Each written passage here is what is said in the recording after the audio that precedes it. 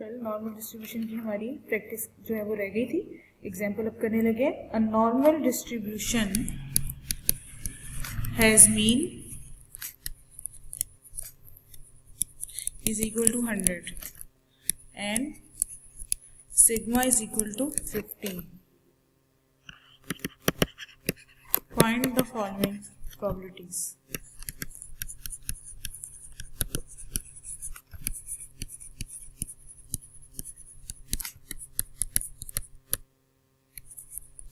Number 1 थी, कल मैंने आपको फिगर बनाना बताई थी, आज प्रॉपर सॉल्व करेंगे। x less than equal to 92.5 92.5 की जो है हम लोगों ने प्रोबेबिलिटी कैलकुलेट करनी है। सबसे पहले मैंने आपको बताया कि फिगर बनाना, मिड में मीन प्लॉट करें 100 minus infinity to positive infinity. 92 आपका यहाँ कहीं आएगा, 100 से पीछे 92.5, उसकी लेस की प्रोबेबिलिटी हमने कैलकुलेट करनी। टेबल हमें मीन पॉइंट से एग्जैक्ट पॉइंट तक की प्रोबेबिलिटी देगा, बैक की हमने खुद निकालनी है। और मैंने आपको बताया था कल कि इस तरफ मीन के भी 50% एरिया होता है और इस तरफ भी 50% एरिया होता है। लेफ्ट और राइट बोथ जो है वो सेम जो है वो एरिया आपका कंडक्ट करते हैं।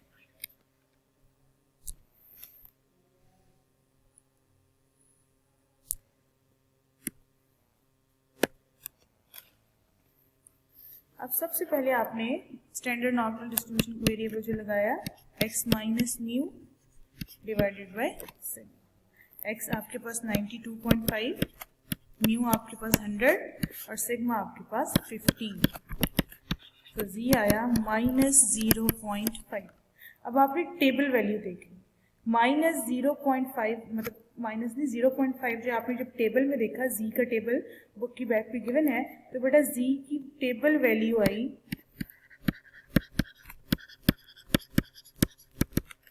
0.1915 टेबल वैल्यू है। मैंने आपको बताया जो टेबल वैल्यू है वो हमें मीन पॉइंट से एग्जैक्ट उस पॉइंट तक की प्रोबेबिलिटी देती है, लेकिन हमें तो बैक की उसकी लेस की प्रोबेबिलिटी चाहिए थी ना, पीछे वाली। तो हमें पता है कि ये पूरा एरिया जो है 50% के इक्वल है और यहाँ से यहाँ तक का एरिया हमें प्रोबेबिलिटी पता चल गई है। तो अगर मैं पिछली इस पूरी प्रोबेबिलिटी को 0.5 से माइनस कर दूं तो पिछली प्रोबेबिलिटी आ जाएगी ना हमारे पास। तो probability of x less than 92.5 is equal to 0.5 minus 0.1915। तो आपके पास प्रोबेबिलिटी आ गई 0.3085।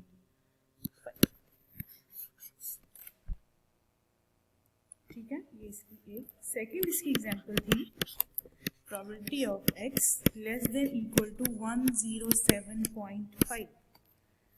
सबसे पहले फिर फिगर बनाई,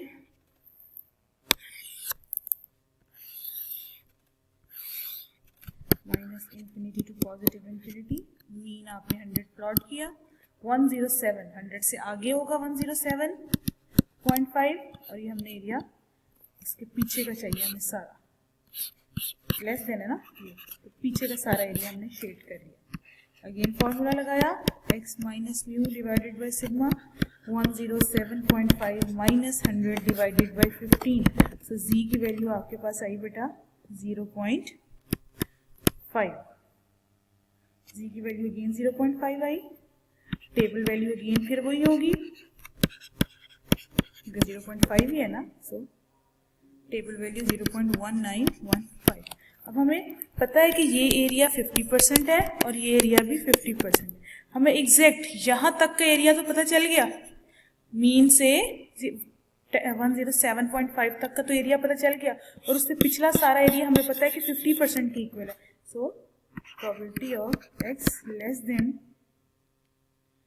107.5 is equal to 0.5 plus 0.1915 equal to 0.6915। Shaded area से पता चलता है कि हमें प्रोबेबिलिटी निकालनी क्या है, 0.5 कब ऐड करना है या 0.5 कब माइनस करना है। थर्ड इसकी एग्जांपल थी बेटा probability of x greater than 124।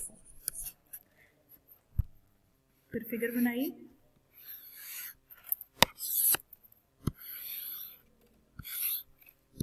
Minus infinity to positive infinity, mid में आपने 100 प्लॉट किया, ग्रेटर देन 104, 124 यहाँ पे गई और इसके ग्रेटर की प्रोबेबिलिटी हमें चाहिए। शेडेड एरिया मैंने कर लिया है, टेबल हमें यहाँ से यहाँ तक की वैल्यू देगा और ये सारा एरिया 50% के इक्वल है। So z is equal to 124 minus 100 divided by 15। तो z की वैल्यू आई आपके पास 1.6। टेबल में 1.6 को देखें आप, z के टेबल में 1.6 की टेबल वैल्यू आई है बेटा हमारे पास 0.4452। अब हमें पता है कि ये यहाँ तक की वैल्यू दी है टेबल में 100 से 124, हमें उसकी ग्रेटर चाहिए। 0.5 में से माइनस कर लेते हैं, 0.5 माइनस 0.4452, तो ये आपके पास आ गई probability of x greater than 124 is equal to 0.0548।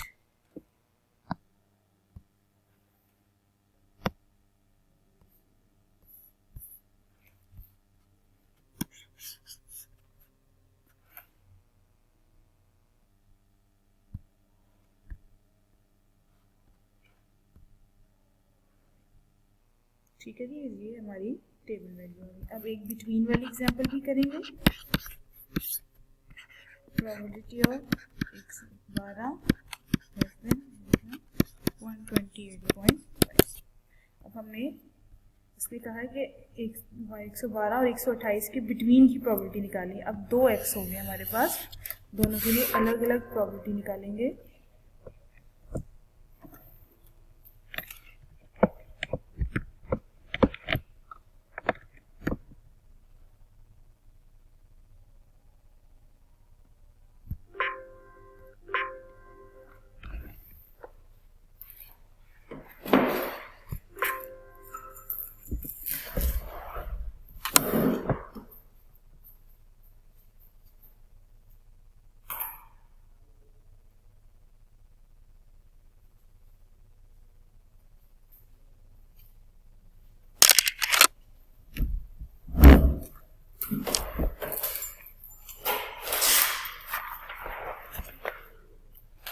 Between की प्रोबेबिलिटी कैलकुलेट करने के लिए 100 सबसे पहले मिड में प्लॉट किया, mean minus infinity to positive infinity, 112 वो कहीं यहाँ होगा उससे आगे और 128 वो भी कहीं यहाँ होगा। अब उसके बिटवीन की प्रोबेबिलिटी, बिटवीन का एरिया हमने शेड करना है। अब एक टेबल वैल्यू हमें किसके लिए निकालनी है, 112 के लिए, माइनस 100 डिवाइडेड बाय 15, तो ये आई आपके पास 0.8 और एक आपने z की वैल्यू निकालनी है 124 8 के लिए।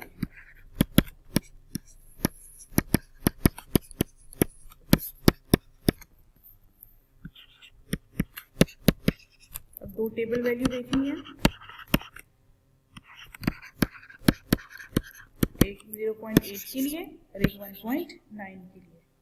जो हम लोगों ने एक देखी है वो आई है 0.74 12 के लिए, सॉरी जो आई थी 0.8 के लिए, वो टेबल वैल्यू है 0.2881 और एक टेबल वैल्यू जो 1.9 के लिए हमने देखी है वो आई है 0.4713। अब बेटा अगर आप देखें तो एक टेबल वैल्यू जो हमें 128 की थी उसने हमें यहाँ से मीन पॉइंट से यहाँ तक की प्रोबेबिलिटी दी, और जो 112 वाली थी उसने हमें यहाँ से यहाँ तक की प्रोबेबिलिटी दी, लेकिन हमें सिर्फ ये बिटवीन वाली चाहिए थी। तो अगर मैं इस पूरी वाली में से ये वाली माइनस कर दूं तो हमारे पास ये बिटवीन की आ जाएगी ना। सो 0.4713 में से माइनस कर दें 0.2881, तो आपके पास जो आंसर आया 0.183 0.32 ये प्रोबेबिलिटी है 112 और 128.5 के बिटवीन। सिर्फ शेडेड एरिया देखें, एक ने हमें यहाँ से यहाँ तक की प्रोबेबिलिटी दी और एक ने हमें यहाँ से यहाँ तक की प्रोबेबिलिटी। हमें सिर्फ ये हाफ प्रोबेबिलिटी चाहिए थी, तो मैंने इस वाली प्रोबेबिलिटी में से इस वाली प्रोबेबिलिटी को माइनस कर दिया, तो हमारे पास सिर्फ ये हाफ की बिटवीन की प्रोबेबिलिटी। ठीक है, ये बात अब आप समझ गए हैं सारे कि हमने किस तरह इसको कैलकुलेट करना है।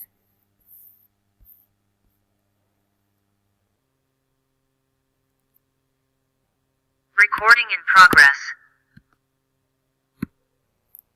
ये थी हमारी नॉर्मल डिस्ट्रीब्यूशन की एग्जांपल्स जो हमारी कल रह गई थी, जो हम लोगों ने आज कवर करी। आज जो हमने स्टार्ट लेना है वो है sampling, chapter number 17, 18 and 19।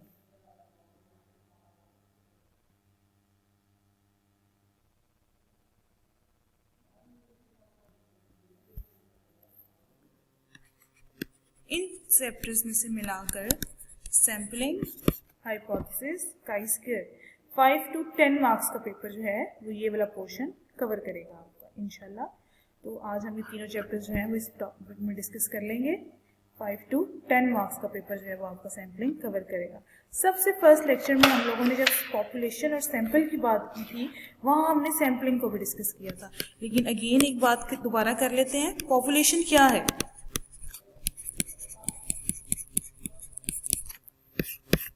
Population आबादी, टोटलिटी ऑफ द ऑब्जर्वेशन।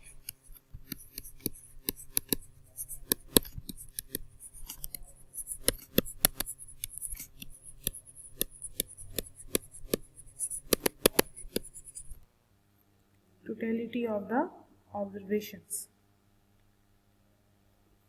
सारी ऑब्जर्वेशंस का मजमुआ उनकी जमा किया हुआ। उसके बाद हम लोगों ने सैंपल, वो क्या था? Small representative part of a population.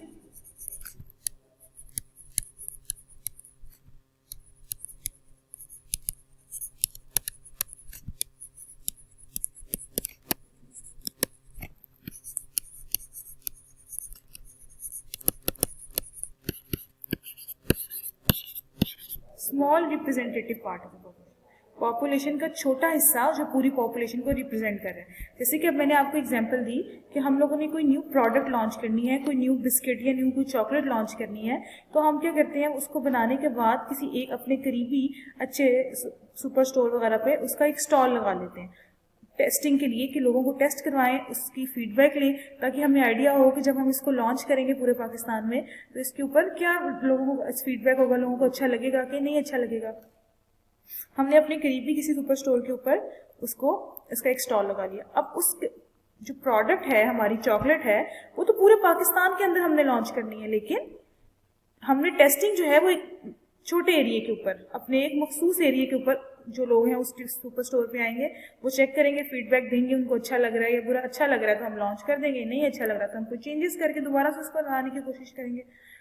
अब वो क्या है, वो उस सुपर स्टोर पे आने वाले जो लोग हैं वो क्या है, वो हमारी पूरी पॉपुलेशन की रिप्रेजेंटेशन कर रहे हैं। वो बता रहे हैं हमें कि अगर इनको अच्छा लगा है, मतलब सारी पॉपुलेशन को अच्छा लगेगा, सारे पाकिस्तान को अच्छा लगेगा।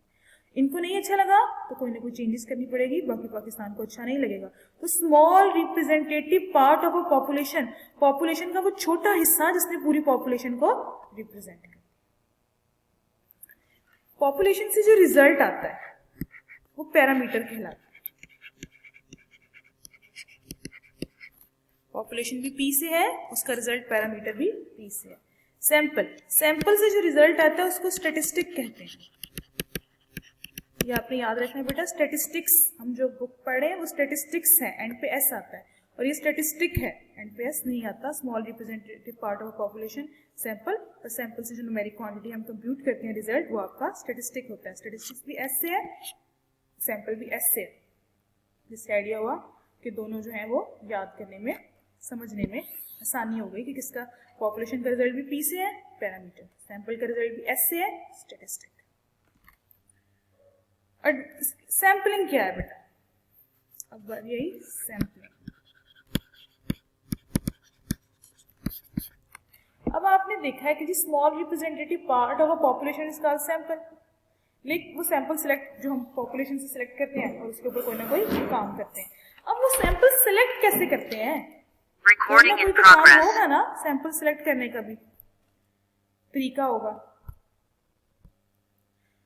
The process of selecting sample from a population, population में से सैंपल कलेक्ट करने का जो मेथड है ना, जो प्रोसेस है, वो आपका सैंपलिंग कहलाता है। The process of selecting sample from a population.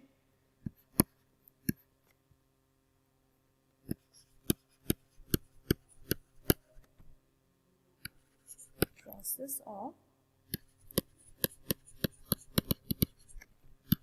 selecting sample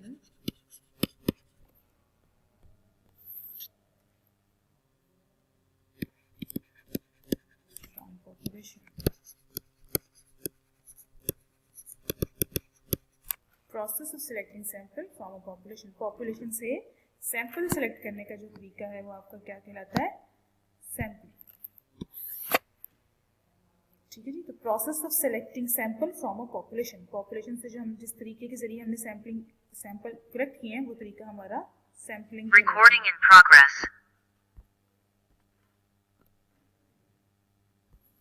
ये तो हो गया सैंपलिंग। सैंपलिंग के एडवांटेजेस क्या हैं? सैंपलिंग का क्या मतलब फायदा है?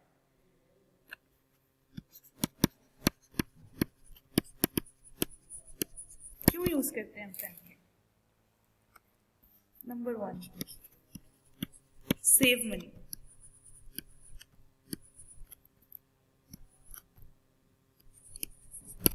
सबसे पहले तो आपने देखा बेटा, पॉपुलेशन जब बहुत लार्ज हो जाती है, सबके ऊपर टेस्टिंग करना बहुत मुश्किल हो जाता है, तो हम सैंपल जो है वो सिलेक्ट कर लेते हैं थोड़े हिस्से को, तो थोड़े हिस्से के ऊपर हमारे पैसे जो है वो सेव हो जाते हैं। नंबर 2 है बेटा टाइम, सेव्स टाइम। सबके ऊपर काम करने से बेहतर है कि हम जब ज्यादा टाइम लग रहा है थोड़ी सैंपल पे करेंगे, हमारा टाइम भी सेव हो जाएगा।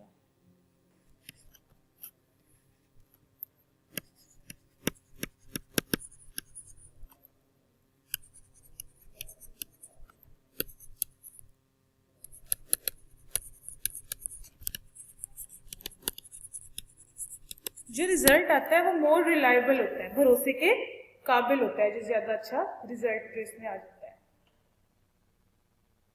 और provide more detail information.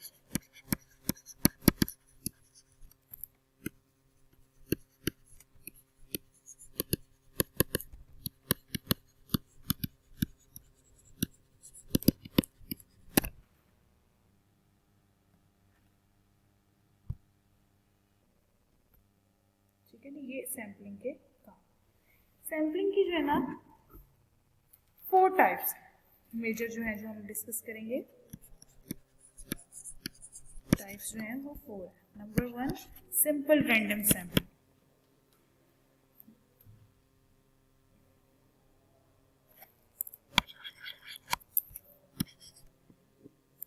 Probability sampling and non probability sampling. आगे फर्दर उसके फिर टाइप्स हैं।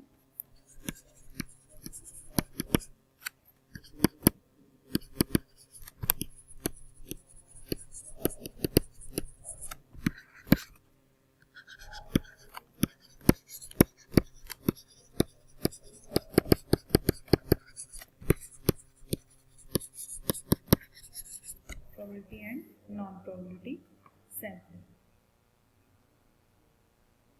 आगे हम लोगों ने जो टाइप्स पढ़नी है वो है प्रोबेबिलिटी सैंपलिंग की।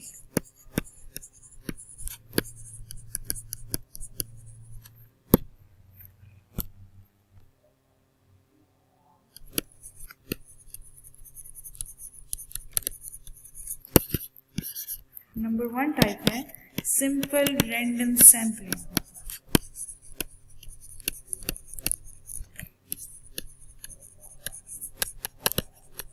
नाम से ही शो रहा है कि इंतहाई सिंपल है। Simple random sampling. रैंडमली जो है हम लोगों ने इसमें सिलेक्शन करनी है। सिंपल रैंडम सैंपलिंग में ये होता है each sample unit has the same chance of occurrence, मतलब इंक्लूडिंग होने के इसके सेम चांस होते हैं, इक्वल चांस होते हैं सबके सिलेक्शन के, और each possible sample of same size has an equal chance, मतलब वही सबके सिलेक्शन के जो है वो इक्वल चांस।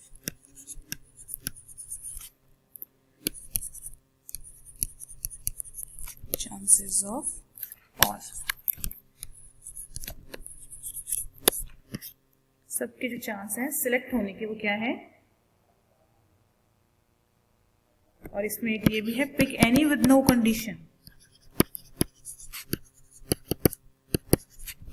कोई कंडीशन नहीं है किसी को पिक करने की, जिसको भी हम चाहें पिक कर सकते। ये दो इसकी खसूसियत। सिंपल रैंडम सैम्पलिंग में क्या होता है, किसी को भी पिक किया जा सकता है जो है वो, और equal chance of selection.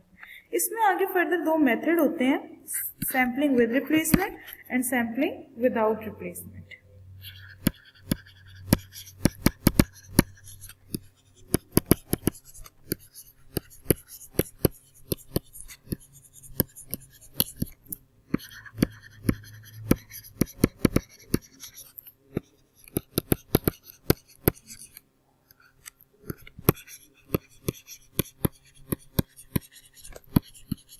With and without replacement. कल भी हम लोगों ने प्रोबेबिलिटी में भी विद रिप्लेसमेंट और विदाउट रिप्लेसमेंट का कॉन्सेप्ट डिस्कस किया था, अब फिर कर लेते हैं।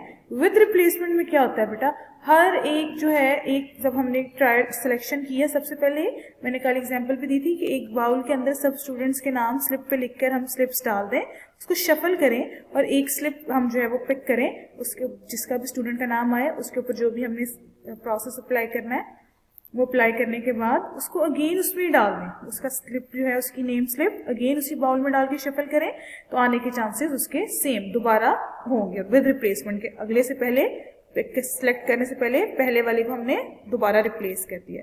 लेकिन विदाउट रिप्लेसमेंट में क्या होता है बेटा, उसको दोबारा जो है हम लोगों ने रिप्लेस नहीं करना। एक की बारी आ गई है तो फर्दर अब दूसरे की उसकी बारी दोबारा नहीं आएगी। पॉपुलेशन साइज हर दफा जो है वो सैंपल वो कम होता जाएगा। पहले अगर फर्ज करें 100 स्टूडेंट्स थे तो नेक्स्ट ट्रायल में, नेक्स्ट सिलेक्शन में विदाउट रिप्लेसमेंट में हमारे पास 99 रह जाएंगे, फिर फर्दर हमारे पास 98 रह जाएंगे। मतलब जिस तरह सिलेक्शन होती जाएगी पॉपुलेशन साइज जो है वो डिक्रीज होता जाएगा, लेकिन विद रिप्लेसमेंट में सेम ही रहेगा और सबके आने के चांसेस भी सेम और इक्वल ही रहेंगे। उसके बाद फर्दर है हमारी टाइप जो प्रोबेबिलिटी सैम्पलिंग की, वो है stratified random sampling.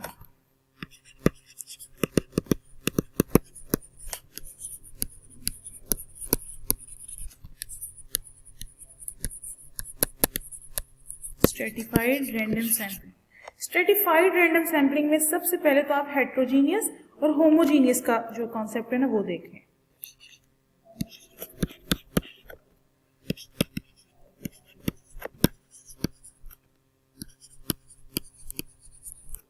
Heterogeneous, heterogeneous में क्या होता है बेटा, जब सारी जो है चीजें वो जो है वो सेम कैटेगरी ना हो, उनकी कैरेक्टरिस्टिक जो है वो सेम ना हो, और जो होमोजीनियस है उसमें सबकी कैरेक्टरिस्टिक सेम होंगी।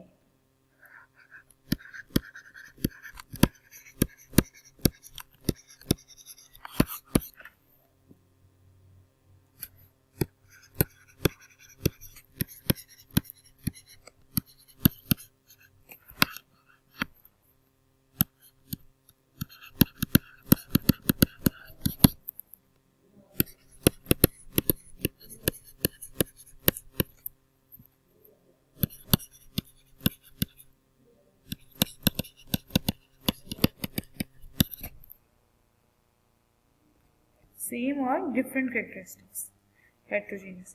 अब जब हमारे पास पॉपुलेशन हेट्रोजीनियस होती है और हम लोगों ने सैम्पलिंग अप्लाई करनी होती है, तो हम हेट्रोजीनियस में से होमोजीनियस ग्रुप, हेट्रोजीनियस पॉपुलेशन में से होमोजीनियस जो है वो ग्रुप्स बना लेते हैं, जिसको स्ट्रेटा कहते हैं। स्ट्रेटिफाइड से निकला स्ट्रेटा।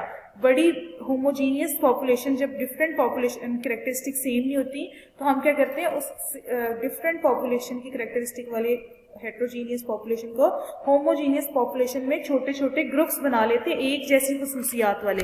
जिनकी खसूसियात एक जैसी होती हैं उनके अलग अलग ग्रुप बना लेते हैं और हर ग्रुप को हम स्ट्रेटा कहते हैं। स्ट्रेटिफाइड रैंडम सैम्पलिंग में फिर क्या होता है कि हेट्रोजीनियस पॉपुलेशन में से होमोजीनियस ग्रुप बना लेते हैं और फिर उन ग्रुपिंग में से हम सैम्पलिंग करते हैं।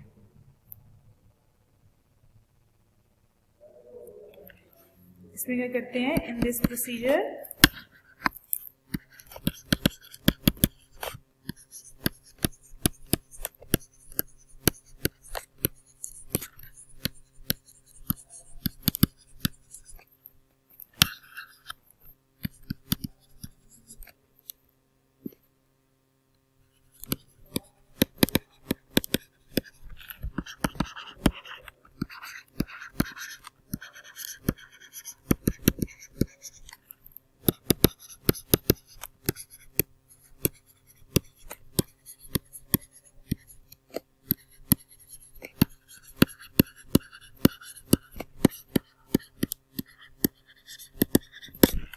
in this procedure of sampling we divide the population into homogeneous groups। फिर हम उसके ऊपर सेट जो है वो अप्लाई करते हैं और हर ग्रुप जो है वो स्ट्रेटा कहलाता है। फर्दर थर्ड टाइप जो है बेटा इसकी वो है सिस्टमेटिक सैम्पलिंग।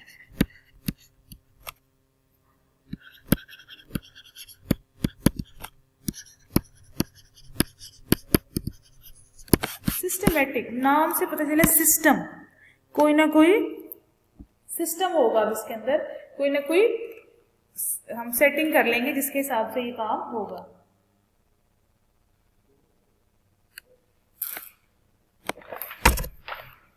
ये एक रिस्ट्रिक्टेड जो डिजाइन है सैम्पलिंग का,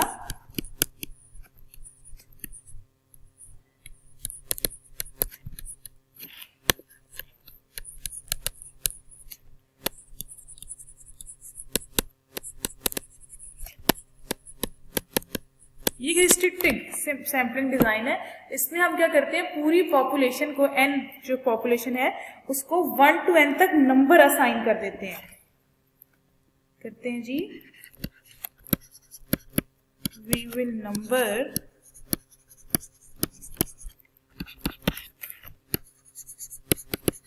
all the units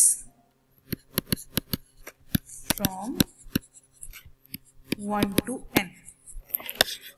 सारी पॉपुलेशन को 1 to 3 to so on n तक जो है वो हम नंबर असाइन कर देते हैं। With k unit will be selected and kth unit will be selected. इसमें अब हमने क्या किया बेटा, पहले 1 to n तक जो है ना सारी पॉपुलेशन को नंबर असाइन किए और फिर kth यूनिट, कोई भी k यूनिट होगा उसको सिलेक्ट करके उसके ऊपर सैम्पलिंग की। जैसे कि अब हमने देखा कि हमारे पास एक सोसाइटी है, एग्जांपल आप देखें, एक सोसाइटी है उसके अंदर घर बने हुए या प्लॉट्स ले लें आप, चलें उस सोसाइटी में भी प्लॉट है, हमने उसके ऊपर सैम्पलिंग करनी है। तो बेटा मैंने एक क्राइटेरिया सेट, पहले तो नंबरिंग कर ली कि यहाँ से यहाँ तक इतने प्लॉट्स हैं, 1 to जितने भी साइज है। एक मैंने क्राइटेरिया, एक सिस्टम सेट कर लिया, रिस्ट्रिक्ट कर लिया अपने आप को कि मैंने हर कॉर्नर वाले प्लॉट के ऊपर ही सैम्पलिंग प्रोसेस करना है। kth यूनिट मतलब कॉर्नर वाला प्लॉट, फर्ज करें मेरा kth यूनिट था, तो मैंने हर कॉर्नर वाले प्लॉट के ऊपर ही अब सैम्पलिंग करनी है।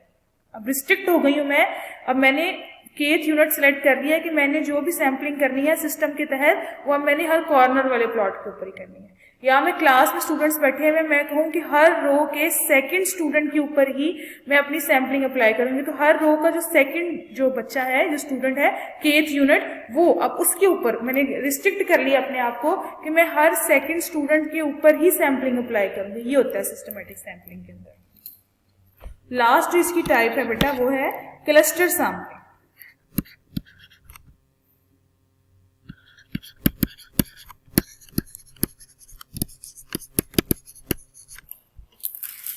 क्लस्टर सैम्पलिंग में बेटा क्या होता है, आप देखें, जैसे कि एक सीए जो इंस्टीट्यूट है उसके हमारे पास पॉपुलेशन है, सीए स्टूडेंट्स हैं हमारे पास, उनके मैंने ग्रुप्स बना दिए। और उसके अंदर उनको मतलब कि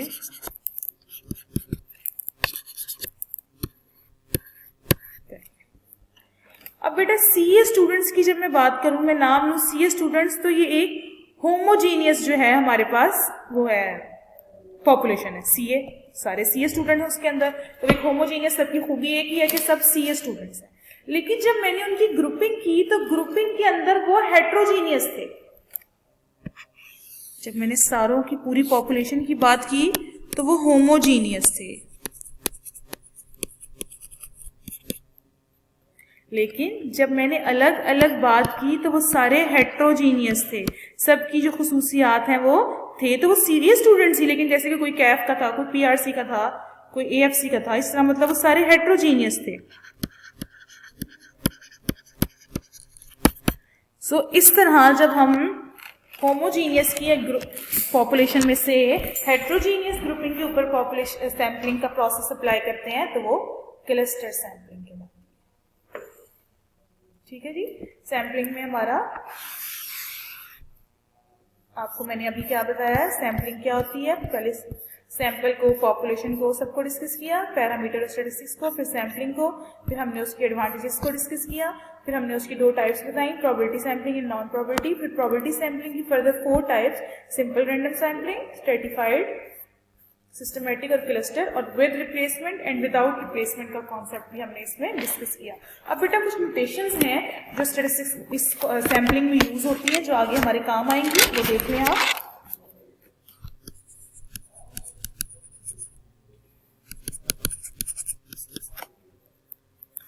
कैपिटल एन जो है वो पॉपुलेशन साइज को रिप्रेजेंट करेगा। सैम्पलिंग में कैपिटल एन पॉपुलेशन साइज को डिनोट करेगा और स्मॉल एन सैंपल साइज को डिनोट करेगा। इसी तरह म्यू जो है वो पॉपुलेशन मीन को रिप्रेजेंट करेगा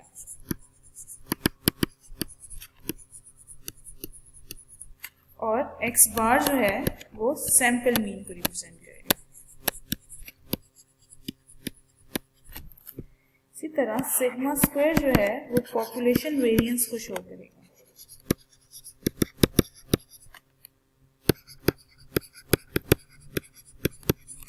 और इसके अलावा जो वो है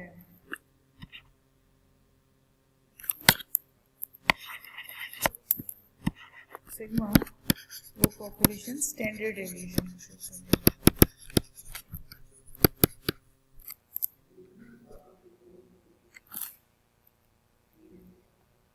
और जब हम म्यू एक्स बार लिखेंगे, म्यू के साथ छोटा सा एक्स बार डाल देंगे तो ये मीन ऑफ सैम्पलिंग डिस्ट्रीब्यूशन को शो करेगा।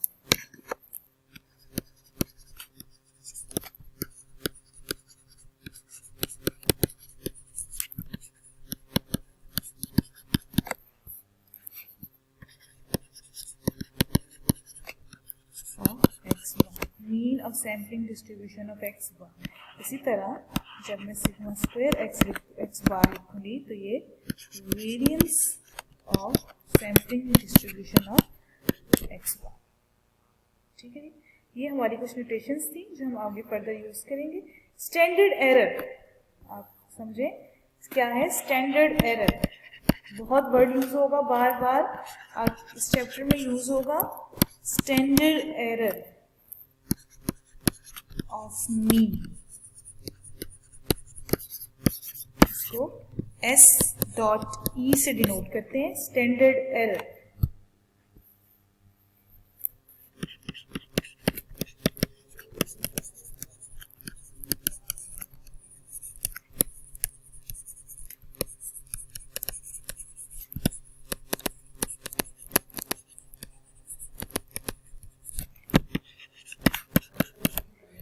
It is the standard error of sampling distribution of arithmetic mean। मतलब मीन का जब हम सैम्पलिंग डिस्ट्रीब्यूशन निकालते हैं तो उसके स्टैंडर्ड डेविएशन को हम स्टैंडर्ड एरर कहते हैं। सैम्पलिंग के स्टैंडर्ड डेविएशन को हम स्टैंडर्ड एरर कहते हैं। अब कुछ फॉर्मूले हैं बेटा, आप वो देख लें।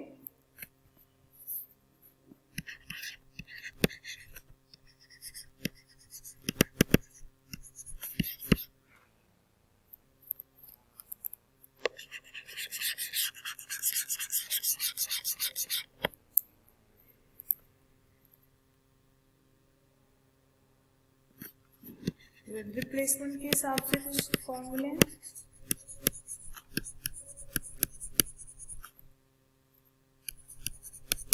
और कुछ विदाउट रिप्लेसमेंट, विद रिप्लेसमेंट से हो या विदाउट से हो, दोनों के मीन, पॉपुलेशन का मीन और सैंपल का मीन हमेशा इक्वल है। ये बात याद रख लेनी है, पॉपुलेशन का मीन और इसका मीन वो हमेशा विद रिप्लेसमेंट में विदाउट में सेम होगा। Variance of sampling distribution is equal to variance divided by sample size. Variance divided by sample size. और अगर यही काम विदाउट रिप्लेसमेंट के लिए हम करें, so sigma square divided bye साथ जो है करेक्शन फैक्टर या कंटिन्यूटी फैक्टर जो है वो हमारे साथ मल्टीप्लाई होगा। विदाउट रिप्लेसमेंट में ये करेक्शन फैक्टर जो है वो साथ मल्टीप्लाई होगा। अगर स्टैंडर्ड डेविएशन मतलब स्टैंडर्ड एरर की बात हो, इसको एस डॉट ई भी कहते हैं स्टैंडर्ड एरर, तो वो sigma divided by under root इसके। और अगर यही काम विदाउट रिप्लेसमेंट में करें तो sigma divided by under root N multiply by N minus N divided by N minus. बार बार यूज होने वाले हैं ये, हम आगे यूज करेंगे। विद रिप्लेसमेंट से सैंपल साइज कैलकुलेट करने का जो तरीका है वो है कैपिटल एन की पावर स्मॉल, पॉपुलेशन साइज की पावर सैंपल साइज। और यही अगर हम सैंपल साइज विदाउट रिप्लेसमेंट से करेक्ट करें तो एन सी एन कॉम्बिनेशन का फॉर्मूला लगेगा। कॉम्बिनेशन हम लोगों ने कल डिस्कस किया था। कैलकुलेटर से इसका बटन है शिफ्ट और डिवीजन के बटन के ऊपर सी का साइन है, शिफ्ट और डिवीजन का जो साइन है वो सी का साइन होता है, तो एन सी एन हमारा। अब हम इसके एक एग्जाम्पल भी कर लेंगे ताकि हमारी ये सारी नोटेशन जो है वो हमारी क्लियर हो जाए, फॉर्मूले भी कि हमने कब कब कहाँ कहाँ इसको यूज करना है।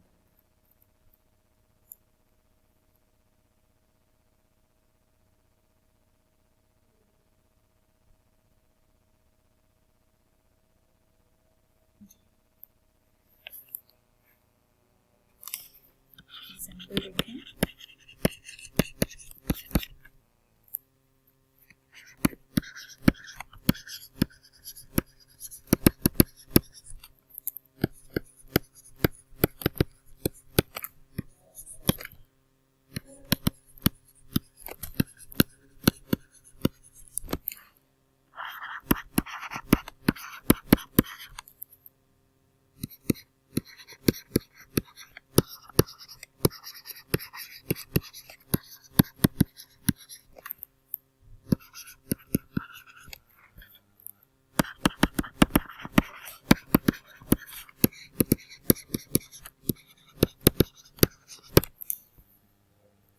population consists of 4 values 2, 4, 6, 8. Take sample size n is equal to 2 or find the following. Number 1, population mean.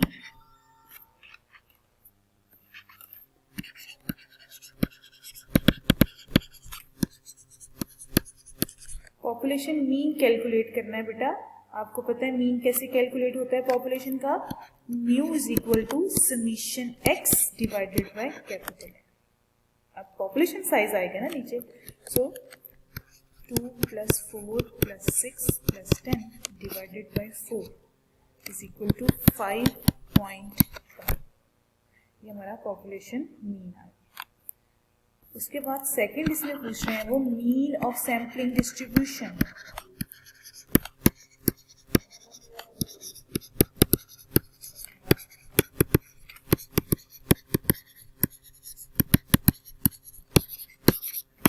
Mean of sampling distribution.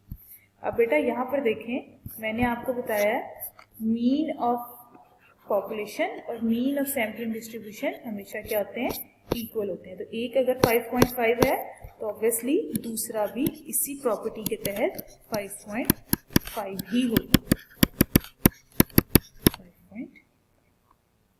Third में वो पूछना चाह रहे हैं पॉपुलेशन वेरिएंस।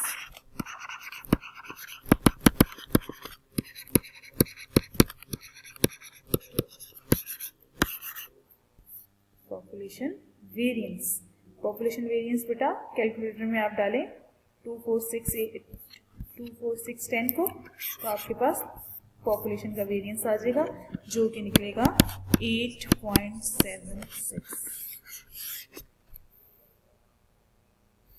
अब फोर्थ नंबर पे वो कह रहे हैं variance of sampling distribution.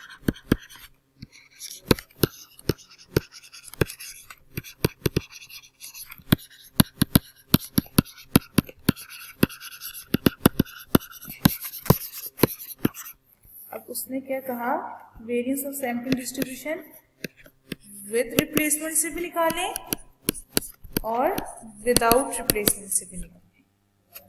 With का भी फॉर्मूला मैंने आपको दिया है बेटा, ये देखें ये, और विदाउट का भी मैंने आपको बताया। अब विद रिप्लेसमेंट में क्या होगा बेटा, नंबर 1 करने लगे, sigma square x bar is equal to sigma square over n. So ऊपर जो भी हमने निकाला है 8.76 डिवाइडेड बाय 2। क्यों 2 क्यों लिखा है नीचे, इसलिए क्वेश्चन में हमें बताया था कि सैंपल साइज हमारे पास 2 है और ये वेरिएंस अभी हमने 8.76 कैलकुलेट किया। ये आएगा आपके पास 4.38। और जब हम विदाउट से करेंगे तो साथ में करेक्शन फैक्टर आ जाएगा, sigma square divided by N into N minus N divided by N minus. तो ये आया 8.76 divided by 2, 4 minus 2 divided by 4 minus 1, ये आया 2.9। विद रिप्लेसमेंट से भी वेरिएंस निकल आया और विदाउट रिप्लेसमेंट से भी हमारा वेरिएंस निकल आया।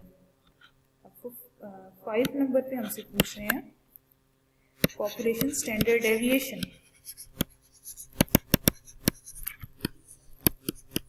स्टैंडर्ड डेविएशन, अब जो आपके पास 8.76 निकाला है इसी तरह अब आपने वो भी निकालना है।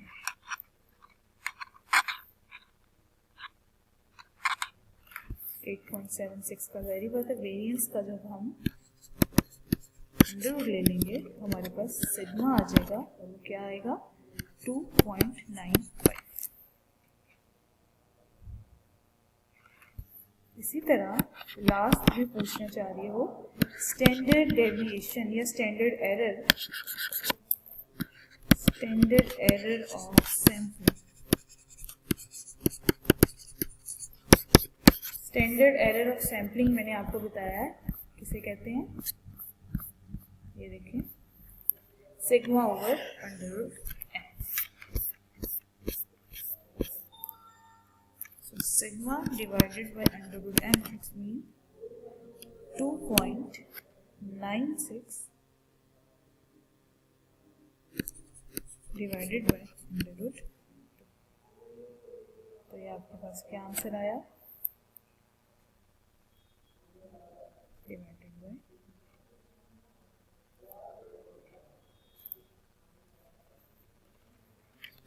2.09। ये आपके पास स्टैंडर्ड एरर। इसी तरह के सवाल इसमें से आएंगे। इसके अलावा एक सवाल इसमें से और भी एक तरह का आएगा, ये आप असाइनमेंट देखें उसमें से। पहला ही क्वेश्चन है what would change in standard error if the sample size is decrease from 75 to 40। अगर मैं सैंपल साइज डिक्रीज कर दूं तो हम क्या चेंज आएगा हमारे क्वेश्चन के अंदर, वो ये पूछना चाह रहे हैं। नीचे इसका सोल्यूशन भी दिया हुआ है लेकिन फिर कर दे रही हूँ। स्टैंडर्ड एरर की बात की बेटा उसने, ये देखिए स्टैंडर्ड एरर और सैंपल साइज 2 दिए 75 और 40।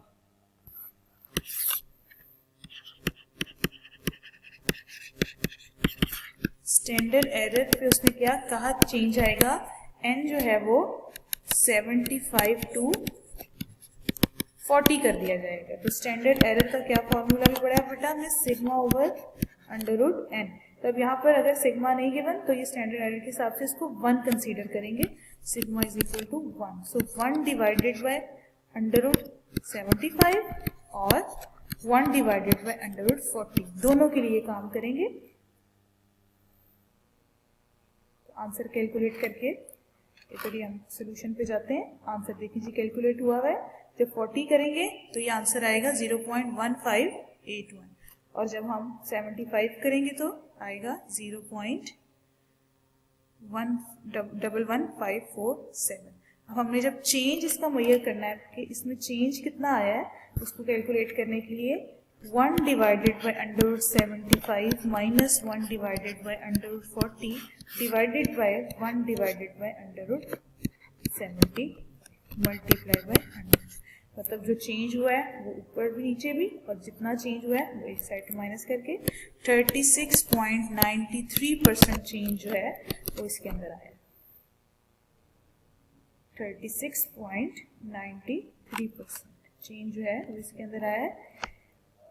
अब आप देखें सैंपल साइज बड़ा था तो आंसर छोटा था, जैसे सैंपल साइज डिक्रीज हुआ आंसर जो है वो फर्क जो है वो इंक्रीज हो गया, और ये 36.93 जो है वो आपका इंक्रीज बाय 36.93।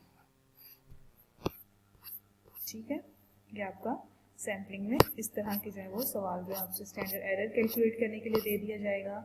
उसके अलावा आपके पास टाइप्स में से क्वेश्चंस पूछे जाएंगे और simple random stratified cluster systematic में से सैंपल साइज इंक्रीज या डिक्रीज करके आपसे पूछा जाएगा। और इसके अलावा population mean, population variance, standard aviation, उसके अलावा ये सारे क्वेश्चन जो हैं वो आपसे पूछे जाएंगे। इसके अलावा एक और एग्जाम्पल जो है जो पूछी जा सकती है उसको भी हम डिस्कस कर लेते हैं। A population consists of 5 values.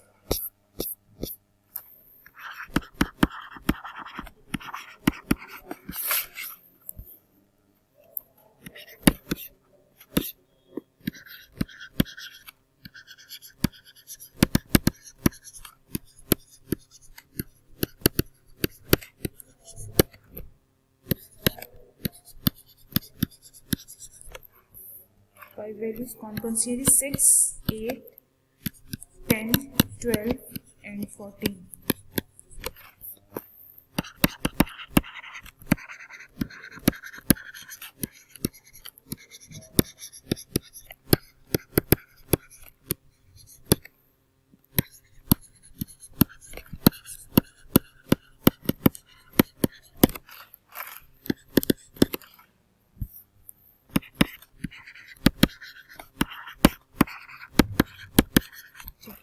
A population consists of 5 values 6, 8, 10, 12 and 14.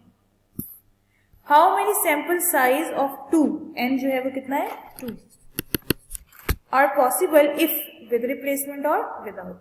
सिर्फ सैंपल साइज कैलकुलेट करके देना है। और ये देखिए मैंने ऊपर आपको सैंपल साइज विद रिप्लेसमेंट से भी और विदाउट रिप्लेसमेंट से भी कैलकुलेट करने के फॉर्मूले बताए हैं। इन्हीं दोनों फॉर्मूलों को अप्लाई करते हुए हम सैंपल साइज जो है वो निकाल देंगे। नंबर 1, विद रिप्लेसमेंट से क्या होगा बेटा, पॉसिबल सैंपल साइज जो है वो कैपिटल एन की power small N.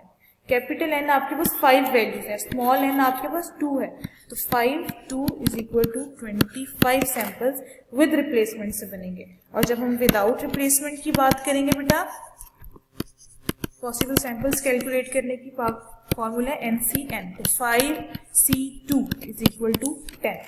10 samples without replacement से बनेंगे और विद रिप्लेसमेंट से आपके पास 25 सैंपल्स बनेंगे। ये इसकी एग्जांपल्स थी जो हम लोगों ने आज डिस्कस कर ली। ये था हमारा सैम्पलिंग का प्रोसेस, सैम्पलिंग का चैप्टर।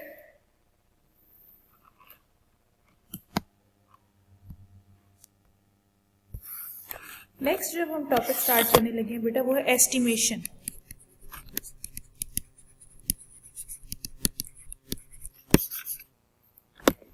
एस्टिमेशन, हाइपोथेसिस पे जाने से पहले एस्टिमेशन, फिर इंशाल्लाह हाइपोथेसिस पे। एस्टिमेशन क्या है? It is a process of estimating the unknown value of the population parameter by sampling और sample observation. Unknown value of the population parameter, population parameter की जो अननोन वैल्यूज हैं सैंपल ऑब्जर्वेशन को use करते हुए calculate करना estimation कहलाता है।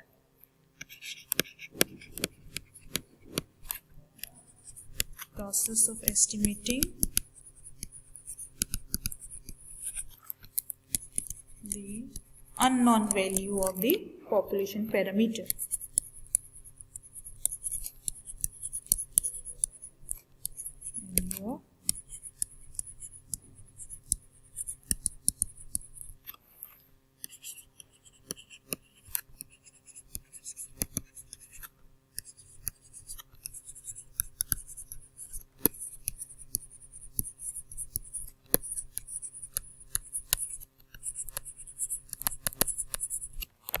Process of estimating the unknown value of the population parameter by using sample observation। sample observation को यूज करते हुए population parameter की unknown values, जो values हमें नहीं पता, उनको कैलकुलेट करना estimation कहलाता है। इसके बाद एक कॉन्सेप्ट है estimate।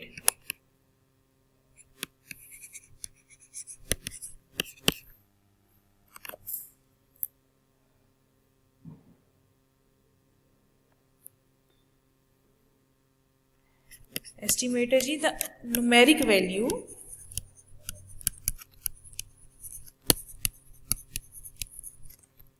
Of unknown population parameter.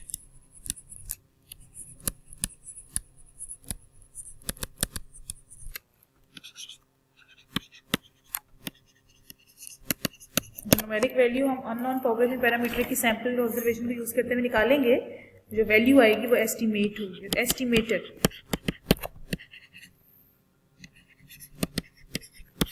Estimator है जी फॉर्मूला जो हम यूज करते हैं पॉपुलेशन पैरामीटर को कैलकुलेट करने के लिए, वो आपके पास क्या कहलाता है? एस्टिमेटर।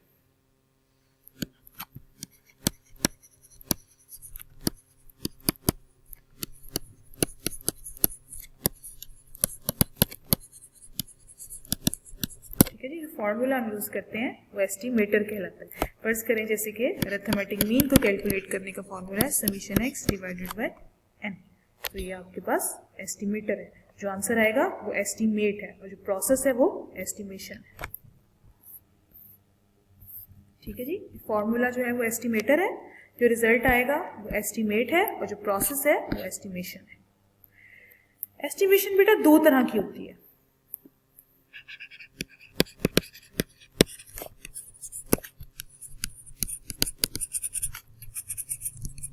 मेथड ऑफ एस्टिमेशन कौन कौन से है? Point estimation and interval estimation.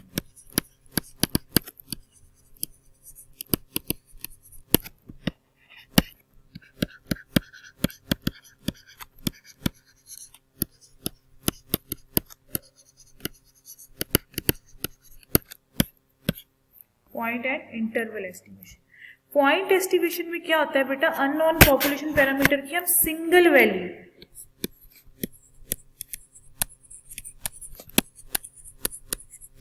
जो है ना वो कैलकुलेट करते हैं, सिंगल वैल्यू कैलकुलेट करते हैं। लेकिन इंटरवल एस्टिमेशन में हम इंटरवल जो है वो एक रेंज फाइंड आउट करते हैं जिसके अंदर वो पॉपुलेशन पैरामीटर जो है वो लाई करेगा। एक कॉन्फिडेंस जो है इंटरवल हम इसमें हम फाइंड आउट करते हैं, दो वैल्यूज जिसके अंदर ये वैल्यू जो है वो लाई करेगी।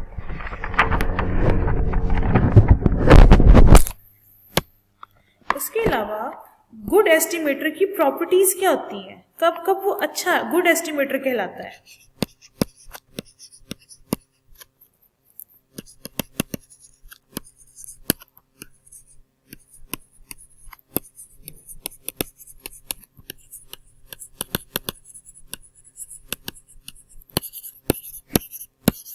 चार उसकी प्रॉपर्टीज हैं। नंबर 1 अनबाइस्ड,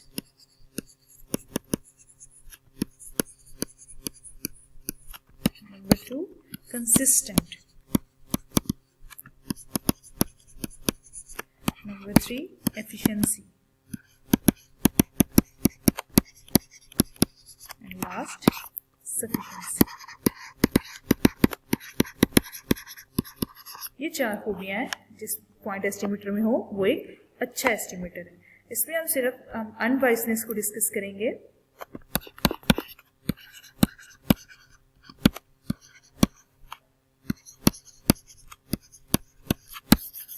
Unbiasedness क्या है? An estimator is said to be unbiased if the mean of the sampling distribution of the estimator is equal to the population parameter value.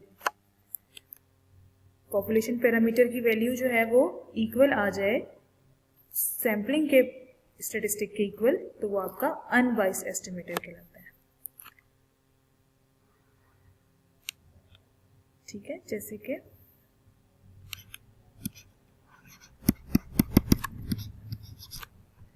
ये देखिए, ये दोनों एक दूसरे के इक्वल आ गए, तो ये दोनों अनबाइस्ड एस्टिमेटर, एक्स बार जो है वो एक अनबाइस्ड एस्टिमेटर। लिख भी देती हूँ।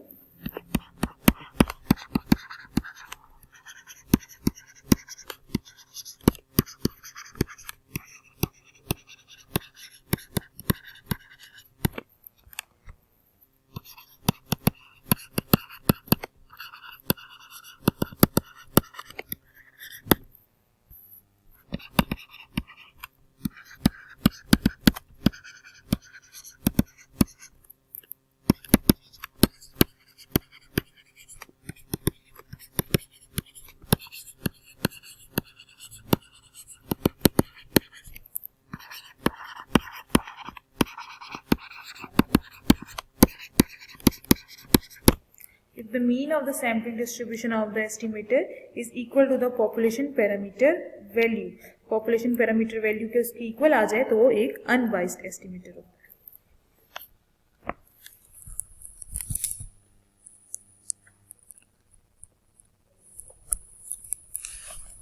इसमें दो चीजें जो हैं वो हमने जरा समझनी है। जब हम कैपिटल एस स्क्वायर की बात करेंगे उसका फॉर्मूला होगा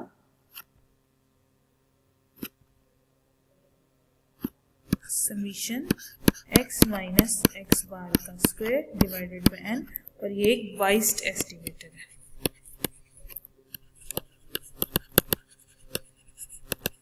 मतलब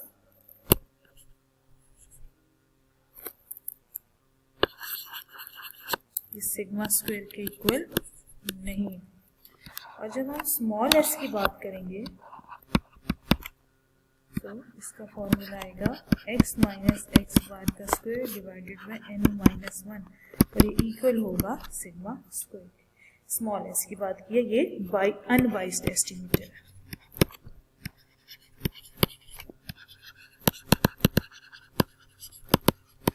कैलकुलेटर में हम जब एस पहले स्टैंडर्ड डेविएशन निकालते होते थे तो वो नंबर 3 बटन से आता था, अब जो है अनबाइस्ड एस्टिमेटर नंबर 4 से आएगा।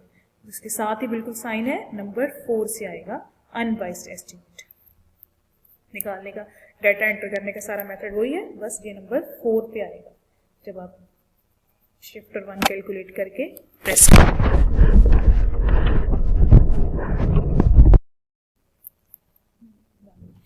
अच्छा, इंटरवल एस्टिमेशन क्या है? The process of making an interval based and sample observation on sample observation find out unknown value of the population parameter with known probabilities और कॉन्फिडेंस लेवल।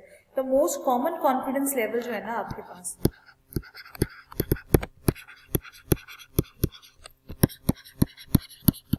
वो बेटा कौन कौन से हैं? 90%, 95% और 99। ये मोस्ट कॉमन कॉन्फिडेंस जो है आपके पास लेवल जो है वो गिवन है। अब बेटा confidence interval for estimating population parameters, confidence interval for estimating population mean.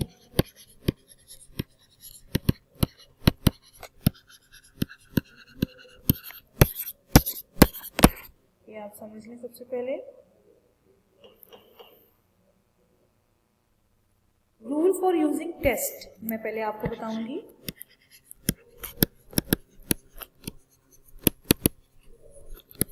पता कैसे चलेगा कि कौन सा टेस्ट अप्लाई होगा? टेस्ट हमारे पास दो हैं, जी टेस्ट और टी टेस्ट, जो हम यूज करेंगे। जी टेस्ट एंड टी टेस्ट। सबसे पहले देखें, इफ सिग्मा इज अननोन, हमें ना पता हो, and n is less than 30 और n जो है वो लेस देन 30 हो तो हम t टेस्ट लगाएंगे। ये बात देख लें। नंबर 2 है, if sigma is known, sigma हमें पता हो तो हम z टेस्ट लगाएंगे। लास्ट पे है जी, if sigma is unknown and n जो है वो ग्रेटर देन इक्वल टू 30 हो, तब भी हम z टेस्ट लगाएंगे। t टेस्ट कब लगेगा बेटा? जब सिग्मा अननोन हो और n जो है वो सैंपल साइज लेस देन 30 हो। सिग्मा नॉन होगा तो z टेस्ट लगेगा, और sigma unknown but n greater than equal to 30 हो जाए तो हम लोगों ने किस पर शिफ्ट कर जाना है? z टेस्ट के ऊपर। अब इनके फॉर्मूले भी देख लें।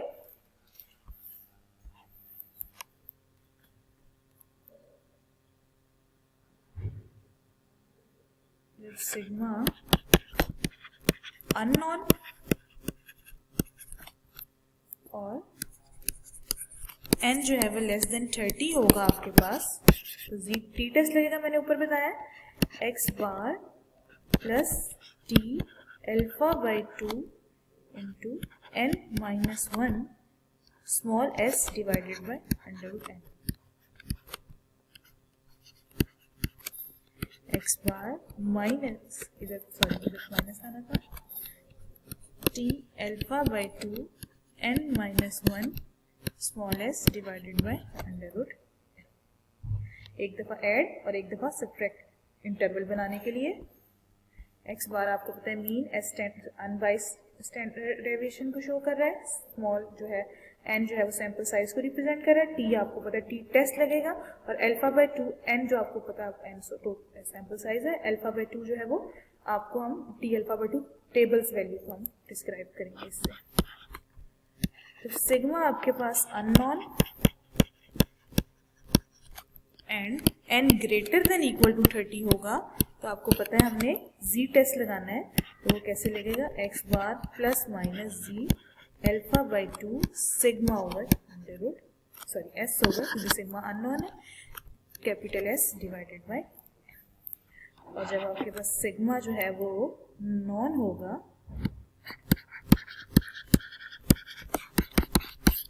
तो हम लोगों ने तब भी z लगाना है, z plus minus z alpha by 2 sigma over under root. जब सिग्मा अननोन होगा तो s आएगा और t डिस्ट्रीब्यूशन में स्मॉल s आएगा, अनबाइस्ड एस्टिमेटर वाला, और सिग्मा नॉन होगा तो सिग्मा आएगा जो हमारे पास नॉन है। ठीक है, ये हम लोगों ने जो है z टेस्ट और t टेस्ट के बाद ये काम कर लिया। अब हम इसकी एक एग्जांपल करेंगे ताकि हमें एस्टिमेशन जो है वो अच्छे से क्लियर हो जाए। क्वेश्चन नंबर 1347 देखें बेटा। ये you are given x bar given है हमारे पास 80, सिग्मा हमारे पास गिवन है 7.2, कॉन्फिडेंस इंटरवल जो हमें 95% दिया हुआ है और n हमारे पास 50 है। तो कह रहे हैं find 95% confidence interval for population mean. Question से हमें पता चल गया कि एस्टिमेशन का क्वेश्चन है, 95% कॉन्फिडेंस इंटरवल कैलकुलेट करना है हमने। x बार हमारे पास 80 गिवन है और n 7.2 जो है वो हमारे पास वो सिग्मा गिवन है। अब बेटा इसमें सबसे पहले तो आप देखें कि जो हमारे पास वो है n जो है वो ग्रेटर देन इक्वल टू 30 और सिग्मा हमारे पास नॉन है, तो इसका मतलब हमारे पास z टेस्ट लगेगा। सिग्मा भी हमारा नॉन है और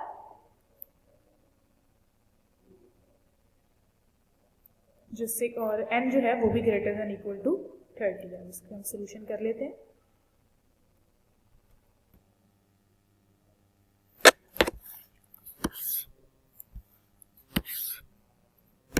एग्जाम्पल थी हमारे पास 1347। बार हमारे पास 80 गिवन है, सिग्मा हमारे पास 7.2 गिवन है, कॉन्फिडेंस इंटरवल जो है वो हमारे पास 95% गिवन है, और जो n है वो हमारे पास 50 गिवन है।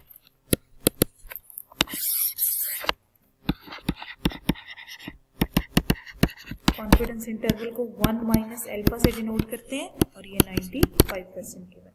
सबसे पहले तो मैं फॉर्मूला लिख लेती हूँ, X bar minus Z alpha by 2 sigma over under root N, X bar plus Z alpha by 2 sigma over under root N. अब सब कुछ है, एक्स बार भी है, सिग्मा भी है, एन भी है, सिर्फ जो कैलकुलेट करना है वो जी अल्फा बाई 2 है। हमें अल्फा बाई 2 चाहिए, अल्फा बाई 2, लेकिन हमारे पास 1 माइनस अल्फा गिवन है। 1 minus alpha is equal to 0.95। मैंने इसकी परसेंटेज खत्म कर लिया है, सो 1 माइनस 0.95 और सिग्मा जो है और अल्फा जो है वो इज इक्वल टू के इधर आ गया, ये बन गया 0.05 is equal to sigma. Divided by 2 करना है अब हमने इसको, क्योंकि हमें जी अल्फा बाई 2 चाहिए, अल्फा बाई। बेटा ये टेबल वैल्यू है, अब z अल्फा बाई 2 मतलब z 0.05 को आपने टेबल में देखना है। टेबल वैल्यू जो z अल्फा बाई 2 उसकी बनेगी वो आपके टेबल वैल्यू बनेगी प्लस माइनस 1.96। टेबल ग्रुप में शेयर कर दिया है, z alpha by 2 plus minus 1.96 बनेगी टेबल वैल्यू। तो अब सारा कुछ वैल्यूज पुट करते हैं तो फॉर्मूले में X bar plus minus Z alpha by 2 sigma over under root N, मतलब 80 प्लस एक दफा माइनस जी अल्फा बाई 2 की जगह 1.96, सिग्मा हमारे पास 7/2, 50 हमारे पास एन गिवन। इसी तरह 80 plus 1.96 7.2 divided by under root 50। इसको आप कैलकुलेट कर लें तो आपका जो आंसर है वो लाई करेगा 78 से 82 के बीच। ऑप्शन जो है वो आपका ए, 78 से 82। जो माइनस का आएगा साइन वो 78 आएगा, जो आप मतलब कैलकुलेट करेंगे, और ये 82 है, 78 से 82।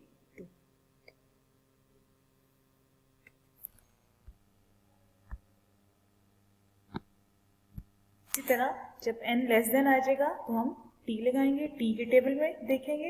एक एग्जांपल हम t की भी कर लेते हैं इंशाल्लाह। एक एग्जांपल t की देखें बेटा।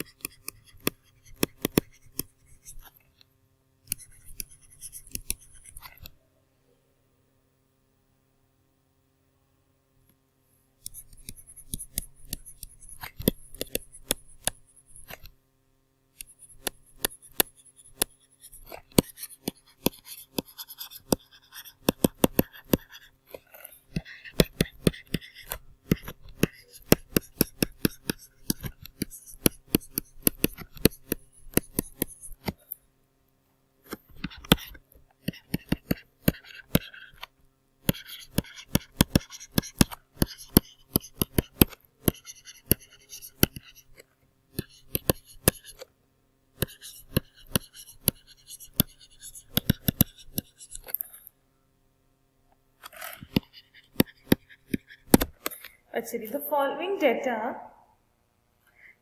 taken from normal population 5, 8, 10, 11, 12, 6, 15, 13 and 10. Find point estimate for population mean. Population mean calculate करने के लिए पॉइंट एस्टिमेशन जो है बेटा अब उसने कहा कैलकुलेट करें। पॉइंट एस्टिमेशन मीन का क्या है, X bar is equal to summation X divided by N. सारी वैल्यूज का सम करें और टोटल नंबर ऑफ वैल्यूज पे डिवाइड कर दें तो पॉइंट एस्टिमेशन ऑफ मीन आ जाएगा। पॉपुलेशन मीन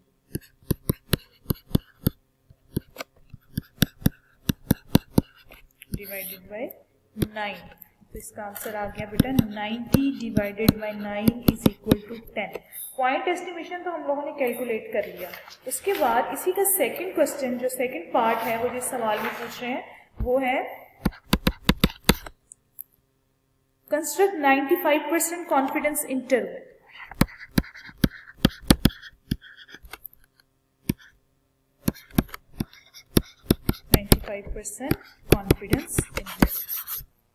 कॉन्फिडेंस इंटरवल से पता चल गया जी 1 माइनस अल्फा जो है वो हमारे पास 95%, मतलब 0.95। सो 1 माइनस 0.95, अगेन वही वाला काम, 0.05 इज इक्वल टू अल्फा। अब अगर आप नोट करें बेटा, इस सवाल में सिग्मा भी नोन नहीं है और वैल्यूज भी less than, total number of values भी, एन जो है सैंपल साइज भी लेस देन 30 है। तो अब जब सिग्मा भी अननोन हो और एन जो है वो भी लेस देन 30 हो, तो हम टी डिस्ट्रीब्यूशन जो है, टी टेस्ट जो है वो अप्लाई करेंगे। अब टी टेस्ट अप्लाई करने का बेटा क्या फॉर्मूला है, मैंने ऊपर लिखा भी था,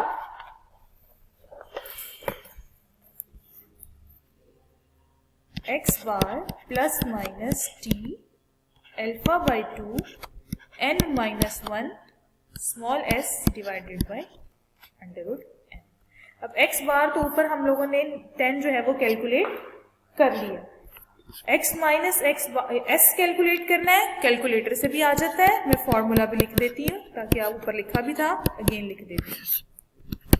स्मॉल एस आपके पास ये आएगा 3.24, कैलकुलेटर से निकाल लिएगा, वैल्यूज फीड करके आपके पास आ जाएगा। एक्स बार, अब टी अल्फा बाई 2 मतलब 0.052, और ये अल्फा में इसको हम लोगों ने देखना है। टेबल वैल्यू पीछे टी का टेबल गिवन है, तो आप 0.052 को टू टेल में n माइनस 1 में देखना है बेटा। अब आपने देखा है साथ n माइनस 1 लिखा हुआ है, फॉर्मूला देखें बेटा, n माइनस 1 मतलब 9 माइनस 1 8 में 0.05 टू टेल को बेटा आपने 8 में देखना है। 8 टेबल वैल्यू जो है उसकी, जो आपने v जो है वो आपके पास अब बेटा 8 है, तो आपकी टेबल वैल्यू आएगी 2.306। ये आपकी टेबल वैल्यू आएगी। एक्स बार की जगह 10 प्लस माइनस 2.306, एस की जगह 3.24 और सिग्मा की जगह अंडर रूट 9। इसको जब आप सॉल्व करेंगे बेटा तो 7.51 और 12.49 वैल्यू है।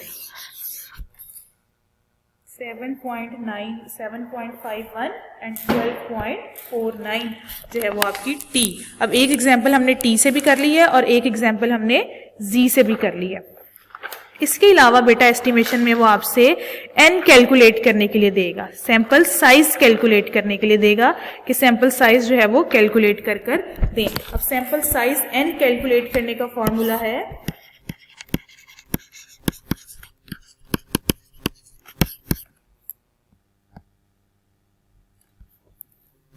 n is equal to z alpha by 2 sigma divided by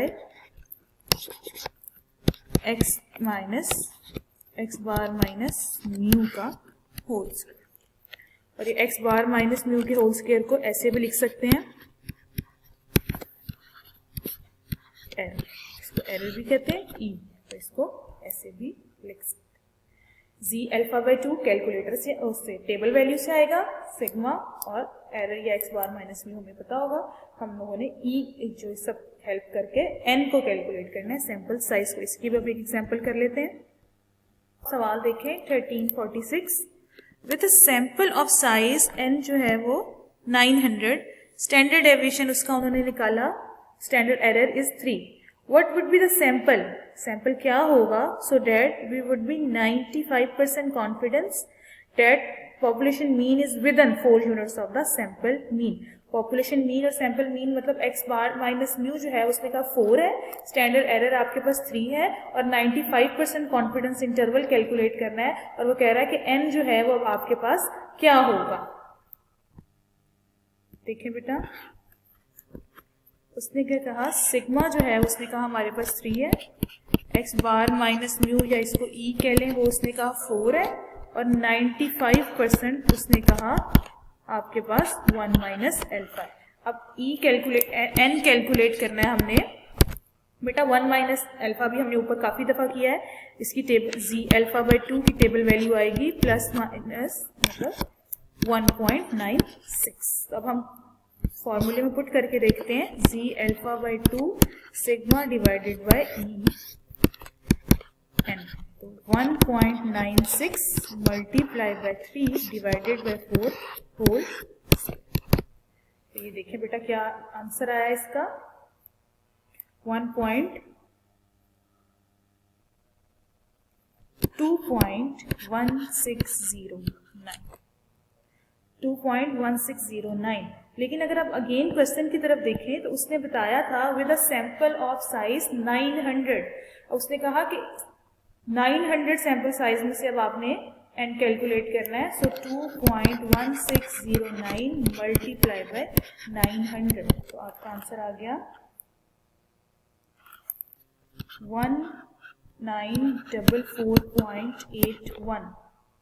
1944.81, लेकिन 1945 अप्रोक्सीमेटली 1945 बन गया।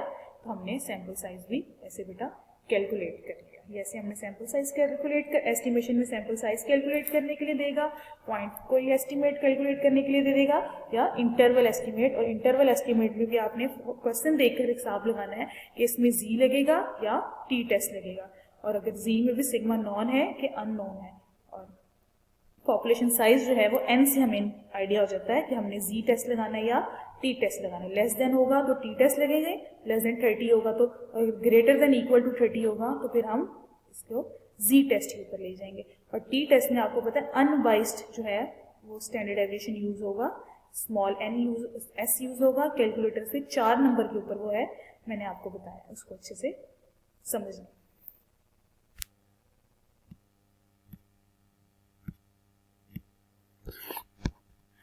नेक्स्ट टॉपिक है बेटा आज हमारा जो हमने चैप्टर नंबर 18 अब स्टार्ट करने लगे, testing of hypothesis.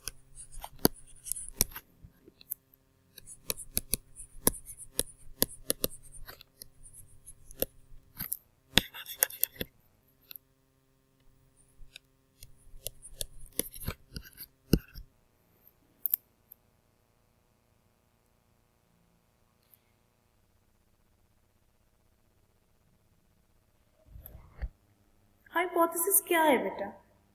What is hypothesis? Hypothesis is the assumption about one or more population parameter.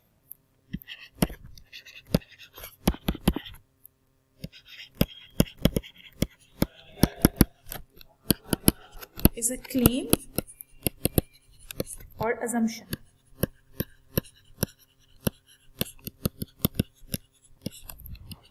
about one or more population parameter.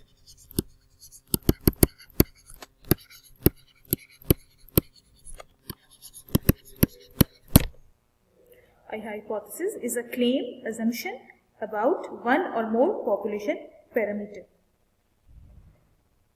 It is always about a population parameter, not about a sample statistics. ये आप note देखें।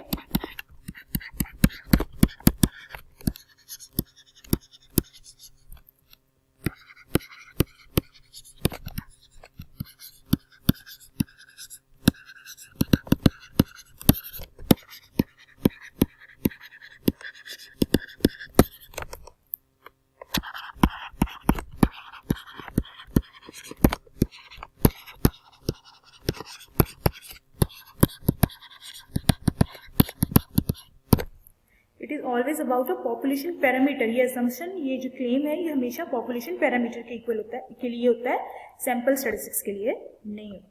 और इस assumption को, इस claim को test करना, check करना एक्सेप्ट और रिजेक्ट इसका कि कौन सी ठीक है कौन सी नहीं, ये टेस्टिंग ऑफ हाइपोथेसिस कहलाता है, हाइपोथेसिस को टेस्ट करना कहलाता है।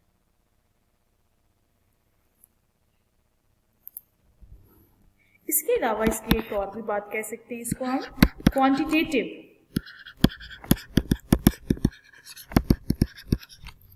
स्टेटमेंट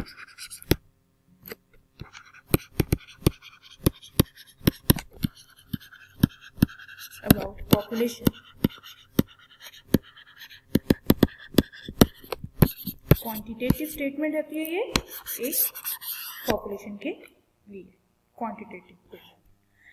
इसमें बेटा हम दो तरह की assumption बनाते हैं, दो तरह की हाइपोथेसिस बनाते हैं, null hypothesis and alternate hypothesis.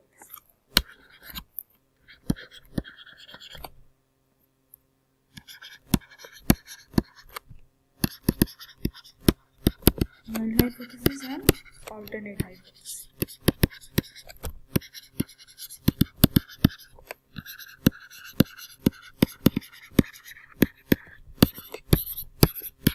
या तो ये काम होगा यानी वो नल हाइपोथेसिस है, ऑल्टरनेट हाइपोथेसिस। नल हाइपोथेसिस क्या है?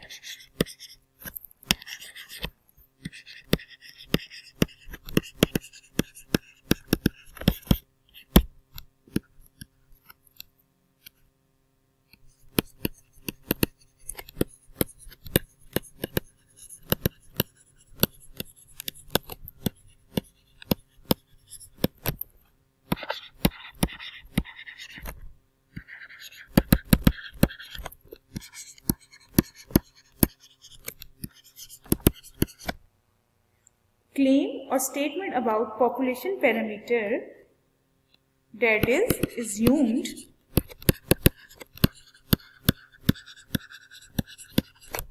to be true until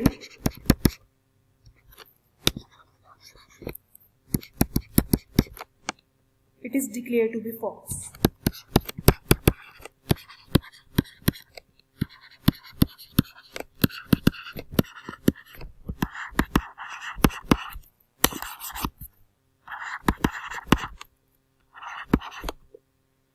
Denoted by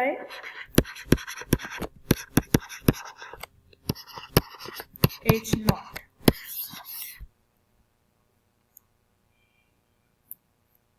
इसको अदर वर्ड्स में भी ये कह सकते हैं, it is to be use for possible, it is test for possible rejection under the assumption that is true.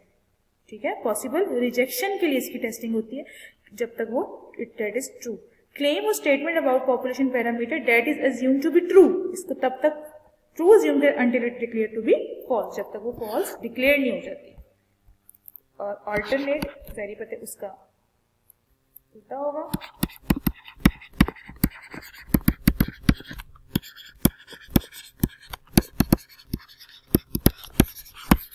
Alternate hypothesis जो है ना, नल हाइपोथेसिस, इसको H1 और HA से डिनोट करते हैं, इन दोनों से इसको डिनोट करते हैं। और it is rejected when H not is accepted, और या इसको ऐसे भी कह सकते हैं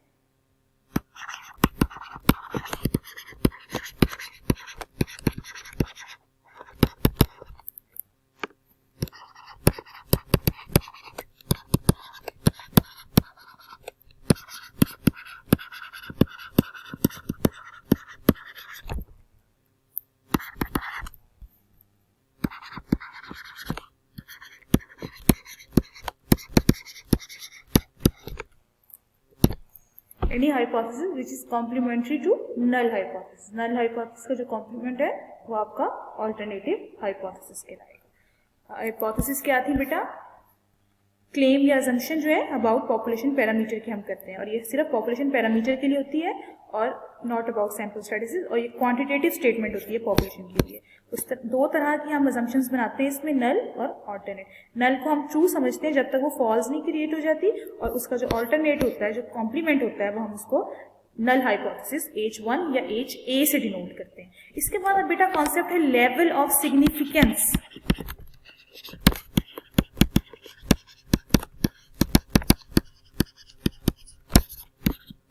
लेवल ऑफ सिग्निफिकेंस को लेवल ऑफ रिस्क भी कहते हैं।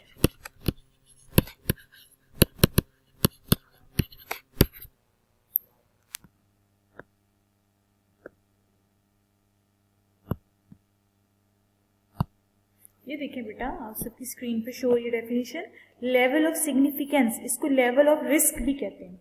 It is the probability of rejecting a null hypothesis.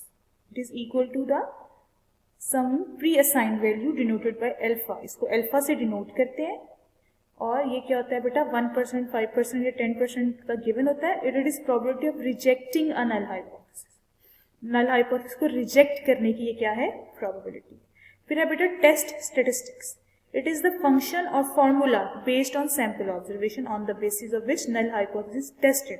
Null hypothesis को टेस्ट करने के लिए जो फंक्शन या जो फॉर्मूला यूज होता है वो टेस्ट स्टेटिस्टिक कहलाता है. और जी टेस्ट, टी टेस्ट या काई स्क्वायर टेस्ट हम यूज करते हैं. जी टेस्ट और टी टेस्ट की कंडीशंस हम पहले यूज कर चुके हैं. जी टेस्ट कब लगेगा, जब n लेस देन जो है n जो है वो greater than equal to 30 sigma known या अननोन होगा. और टी टेस्ट कब लगेगा, जब सिग्मा अननोन और n की वैल्यू जो है वो लेस देन 30 होगी. अब बेटा ये एक्सेप्टेंस एंड रिजेक्शन रीजन, ये देखिए, the result obtain from the test statistics may be divided into 2 regions. ऊपर जी टी टेस्ट लगाकर हम जो फंक्शन फाइंड रिजल्ट ऑब्टेन करेंगे वो 2 रीजन्स में लाई करेगा. The region consist of the value leading, और वो जो 2 रीजन है, एक रीजन के अंदर H नॉट की नल हाइपोथेसिस की वैल्यू एक्सेप्ट होगी और एक रीजन के अंदर नल हाइपोथेसिस की वैल्यू रिजेक्ट होगी. तो acceptance and rejection region criteria set करेंगे हम, जिससे पता चलेगा कि इतने एरिया में रिजेक्शन होगी और इतने एरिया में एक्सेप्टेंस होगी.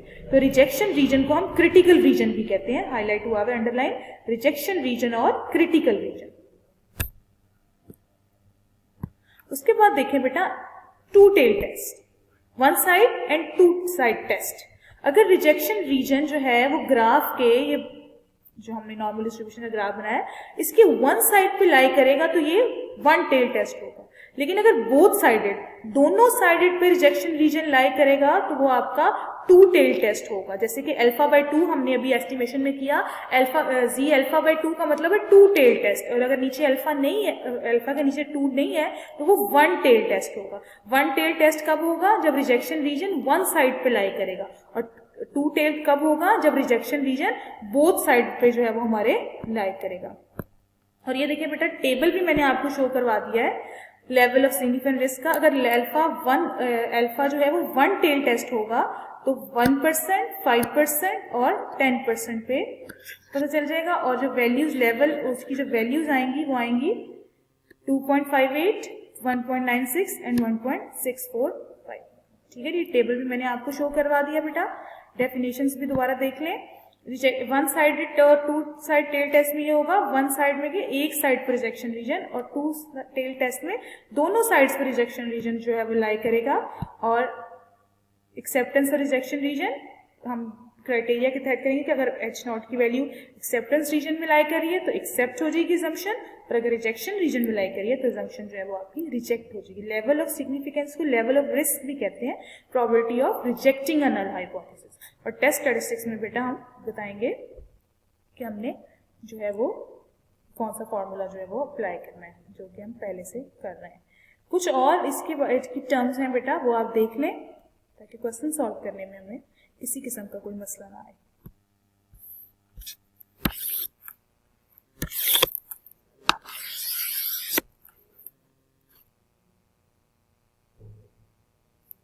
सिक्स स्टेप्स हैं बेटा. हमने जो क्वेश्चन जब टेस्टिंग ऑफ हाइपोथेसिस का सॉल्व करना है तो 6 स्टेप्स को फॉलो करना है. 6 स्टेप्स फॉलो करके हम लोगों ने इस क्वेश्चन को सॉल्व करना है.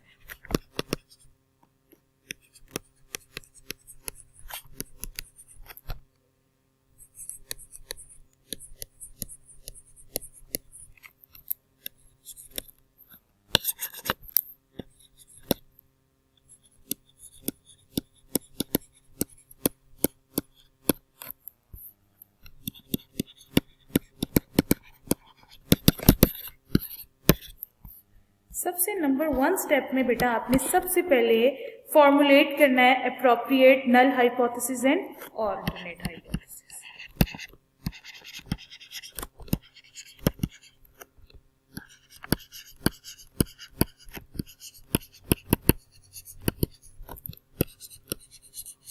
नल एंड alternate hypothesis.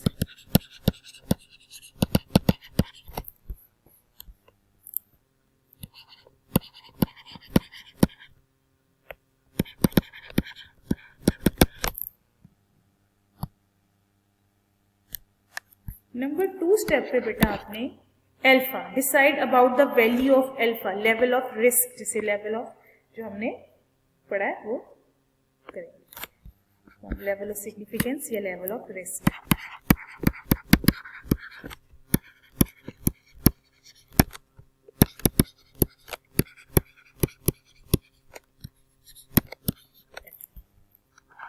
नंबर 3 पे आएगी बेटा चूज दी करेक्ट टेस्ट, कि जी टेस्ट लगेगा या टी टेस्ट लगेगा या काई टेस्ट लगेगा।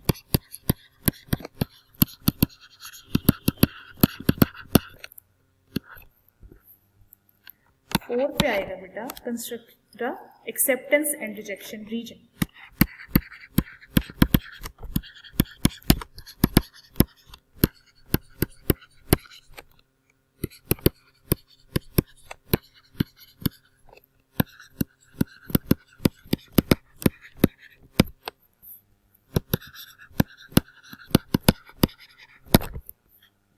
नंबर 5 पे आएगा compute the value of test statistic, मतलब कैलकुलेशन।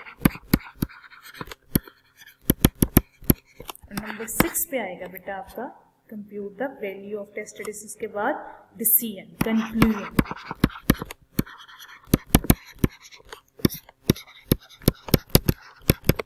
ये 6 स्टेप्स फॉलो करके टेस्टिंग ऑफ हाइपोथेसिस में हम क्वेश्चन सॉल्व करेंगे। सबसे पहले हम ऑल्टरनेट और नल हाइपोथेसिस बनाएंगे, फिर हम वैल्यू ऑफ अल्फा डिसाइड करेंगे, फिर choose the correct test statistics हम चूज करेंगे कि कौन सा टेस्ट लगना है, फिर हम एक्सेप्टेंस और रिजेक्शन रीजन को सेट करेंगे, फिर हम कैलकुलेशन करेंगे जो टी टेस्ट, जी टेस्ट या काई टेस्ट जो हमने लगाया है, जो हमने चूज किया है उसके अंदर वैल्यूज पुट करेंगे, और लास्ट में हम उसका डिसीजन ले लेंगे कि हमने कब जो है क्या अजम्पशन जो है वो ट्रू की है और कौन सी नहीं।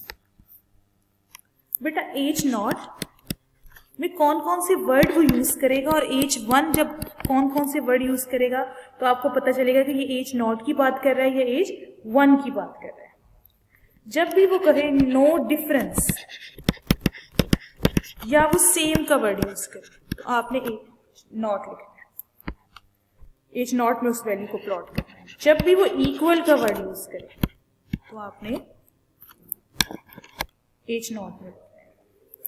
जब भी वो एटलीस्ट का वर्ड यूज करे, ग्रेटर देन इक्वल टू का साइन होता है एटलीस्ट का, तब भी आपने एज नॉट में लिखना है। जब भी वो एट मोस्ट का वर्ड यूज करे, लेस देन इक्वल टू, तब भी आपने एज नॉट में लिखना है। और जब भी वो 0 का वर्ड यूज करे तब भी वो स्टेटमेंट एज नॉट है। जब वो डिफरेंट का वर्ड यूज करे तब आपने एज 1 में उस वैल्यू को लिखना है।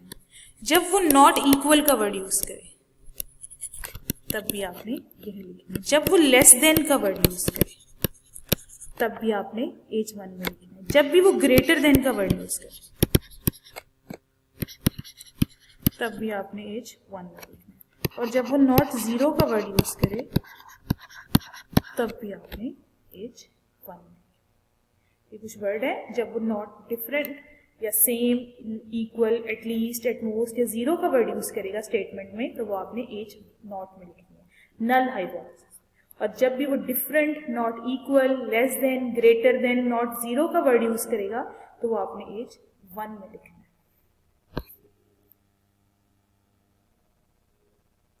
और बेटा जब भी एज नॉट और एज 1 में म्यू इज इक्वल टू और mu is not equal to, मतलब 0 की जगह कोई भी वैल्यू हो सकती है, की बात करेगा तब ही टेस्ट सिर्फ 2 टेल होगा। अदरवाइज हमेशा टेस्ट 1 टेल टेस्ट होगा। जब भी is equal to, not is equal to की बात होगी तब ही सिर्फ 2 टेल होगा, उसके अलावा सारे जो है वो 1 टेल टेस्ट होगा। सिर्फ is equal to, not is equal to के केस में ही आपके पास ये काम होगा, बाकी सारे आपके 1 टेल जो है वो टेस्ट होंगे। अब बेटा देखें टेस्टिंग फॉर हाइपोथेसिस के लिए जब हमने सारे फॉर्मूले लगाने, जब टेस्टिंग करनी है टेस्ट स्टैटिस्टिक में तो कौन कौन सा फॉर्मूला यूज करें। बेटा z is equal to x minus mu sigma over under root n। ये कब यूज होगा? If sigma is known. Z test use होगा। X bar minus mu divided by s over under root n. ये कब use होगा? If sigma unknown और जी greater than n greater than equal to 30।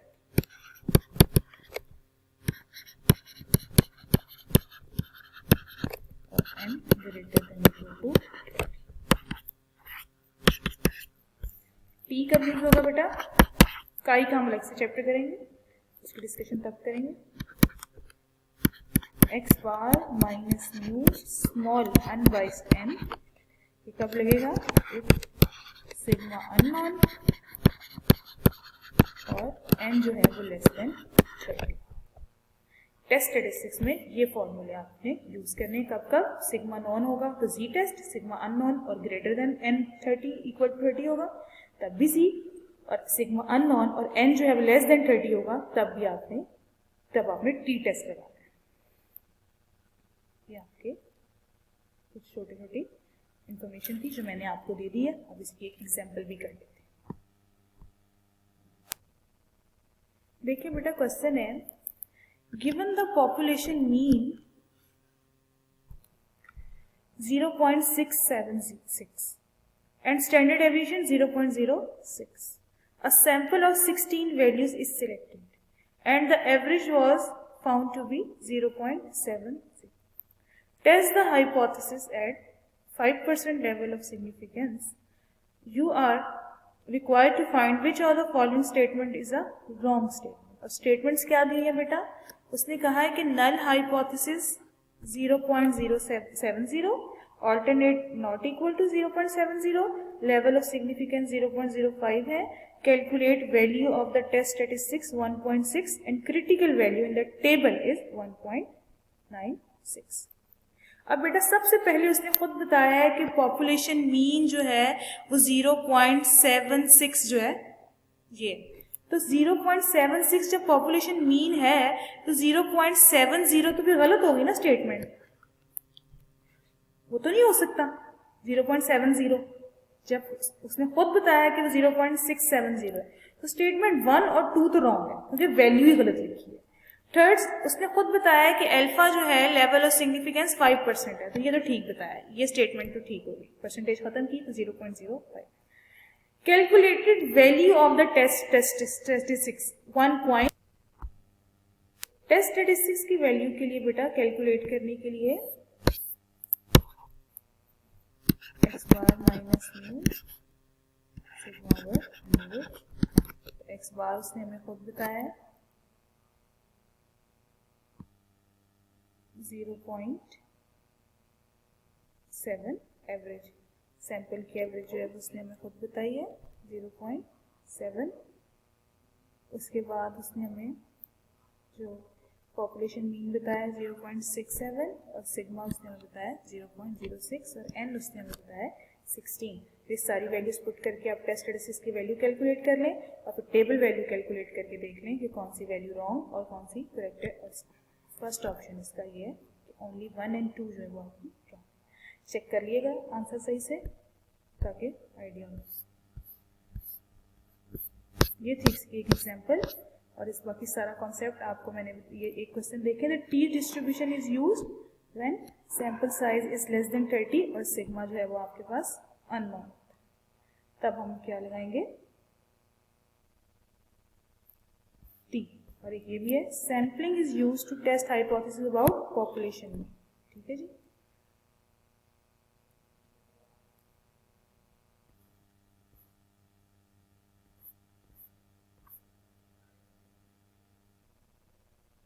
इसी तरह एक सवाल है, a pharmaceutical company claimed at amount of alcohol in a particular जो ड्रग है वो 0.706 मिलीग्राम है, sample of size 38 directed to test the claim and its mean is 0.705 and standard deviation is 0.02, level of significance 0.05, which of the following statement is correct?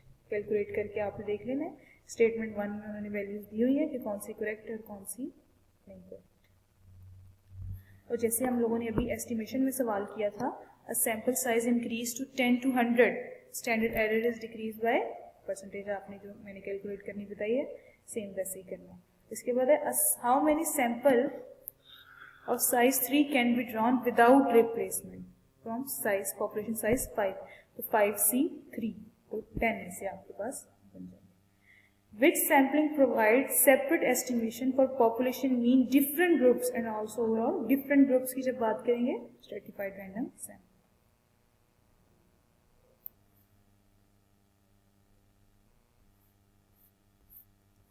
ठीक है, इस तरह ये सारे प्रैक्टिस क्वेश्चंस हैं आपके पास। इंटरवल बेस्ड जब हम सैम्पलिंग करते हैं तो सैंपल ऑब्जर्वेशन के लिए इंटरवल बेस्ड, तो ये इंटरवल एस्टिमेशन होती है। Cluster sampling is the example of probability sampling.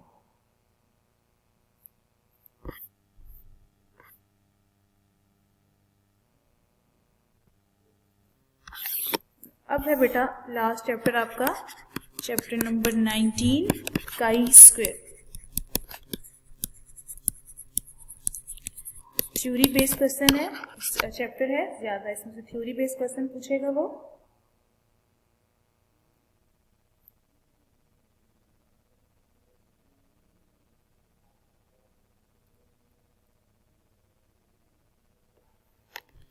chi-square test, इसका ऐसे करके टेस्ट है, यूज होता है टेस्टिंग ऑफ हाइपोथेसिस। ये अजम्पशंस बनाएंगे, एक्सेप्टेंस और रिजेक्शन चेक करेंगे। It is use to test, testing के लिए यूज होता है ये। पॉपुलेशन वेरिएंस को टेस्ट करता है, जो पीछे हमने जी और टी पढ़ा है वो पॉपुलेशन मीन को टेस्ट कर रहा था, ये पॉपुलेशन वेरिएंस को टेस्ट कर रहा है।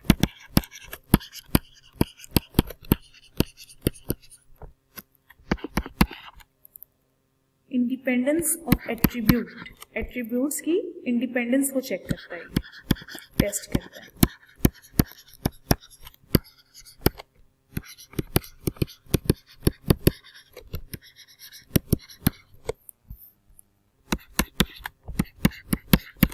It is positively skewed distribution.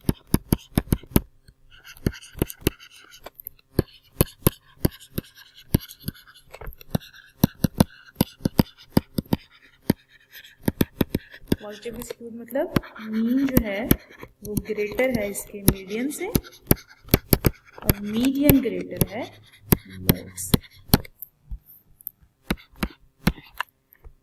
Total area under the curve जो है वो यूनिटी होता है 1 या 100%।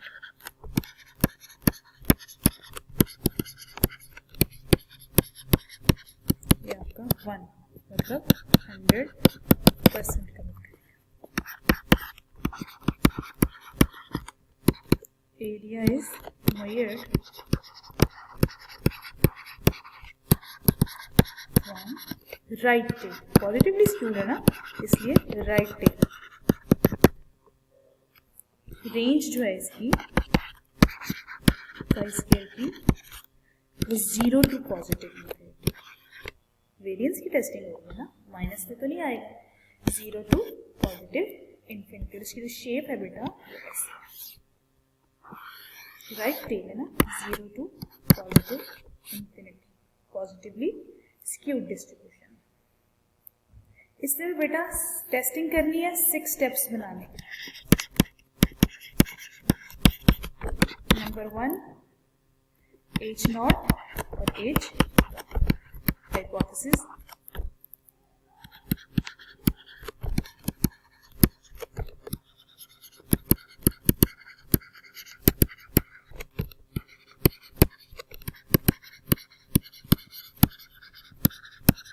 Two attributes are independent or H1 is alternate, the two attributes are not independent या dependent।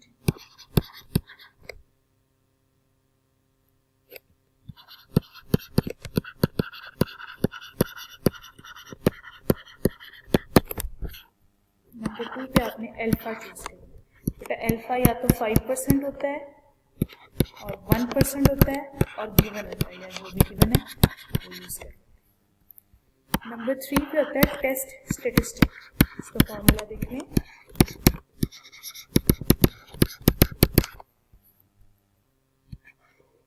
Square is equal to, जरा बड़ा सा समीकरण, theta minus e square divided by e. इसमें देखिए बेटा जो ई और थीटा क्या है, जो थीटा है वो ऑब्जर्व फ्रीक्वेंसी है, जो फ्रीक्वेंसी हम ऑब्जर्व करेंगे।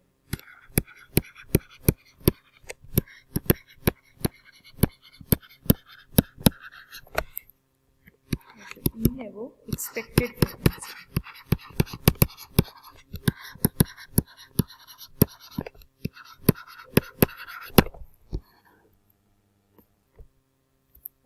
फोर्थ पे आपने रिजेक्शन रीजन,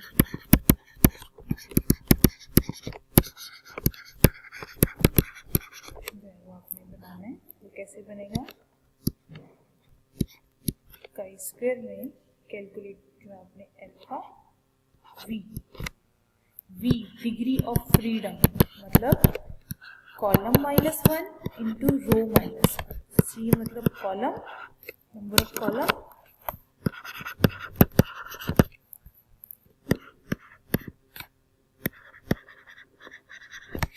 और जो है आर मतलब number of rose.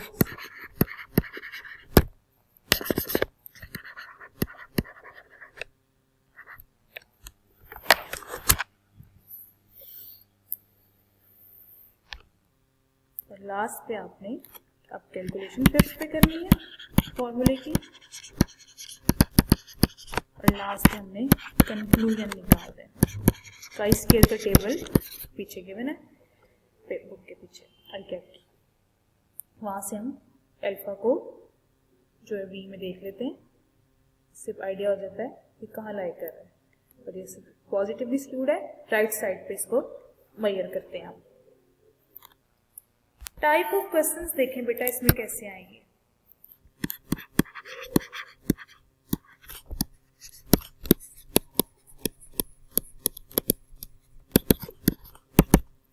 Number 1, one way test.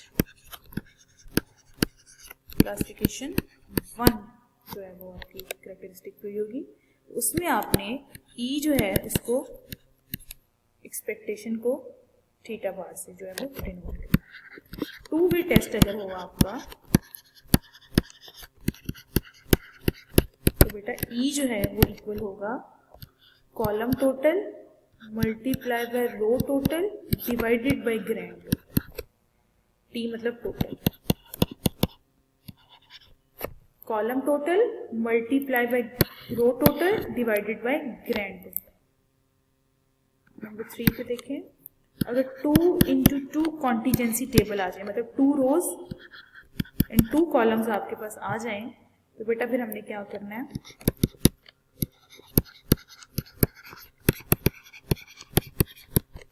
Formula apply होगा summation theta minus E minus 0.5 square divided bye. Contingency table जब आ जाए 2 into 2 का, फिर माइनस 0.5 जो है वो इसमें से सब्ट्रैक्ट करते हैं फॉर्मूले में। कब, जब 2 into 2 रोज एंड 2 कॉलम्स का जो है वो आपके पास टेस्ट आ जाए। 1 वे टेस्ट होगा तो जो है वो थीटा की बार से यूज होगा। 2 वे टेस्ट में ग्रैंड टोटल, उसके ऊपर आपके पास कॉलम टोटल और रो टोटल को मल्टीप्लाई करके डिवाइड करवाएंगे ग्रैंड टोटल से। और कॉन्टीजेंसी टेबल अगर आपके पास आ जाता है 2 into 2 का, तो रो माइनस। एक एग्जाम्पल हम 1 वे टेस्ट की कर लेते हैं।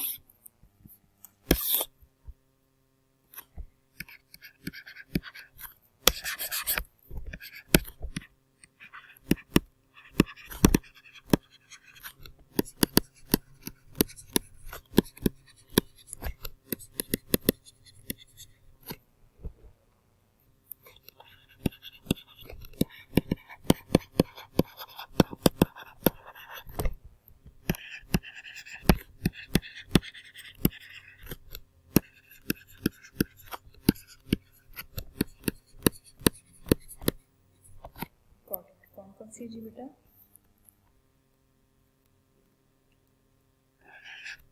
ऑब्जर्व फ्रीक्वेंसी आई है वो है 22, 23, 27, 25, 26 एंड 21।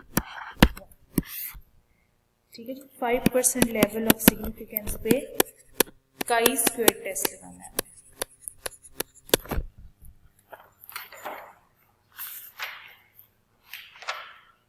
काई स्क्वायर टेस्ट में हम लोगों ने इसके ऊपर अप्लाई करना है। स्टेप्स आपको पता है सबसे पहले फॉलो करने पड़ेंगे। H0 और H1 कैलकुलेट करना पड़ेगा पहले। The dice is fair या the dice is not fair।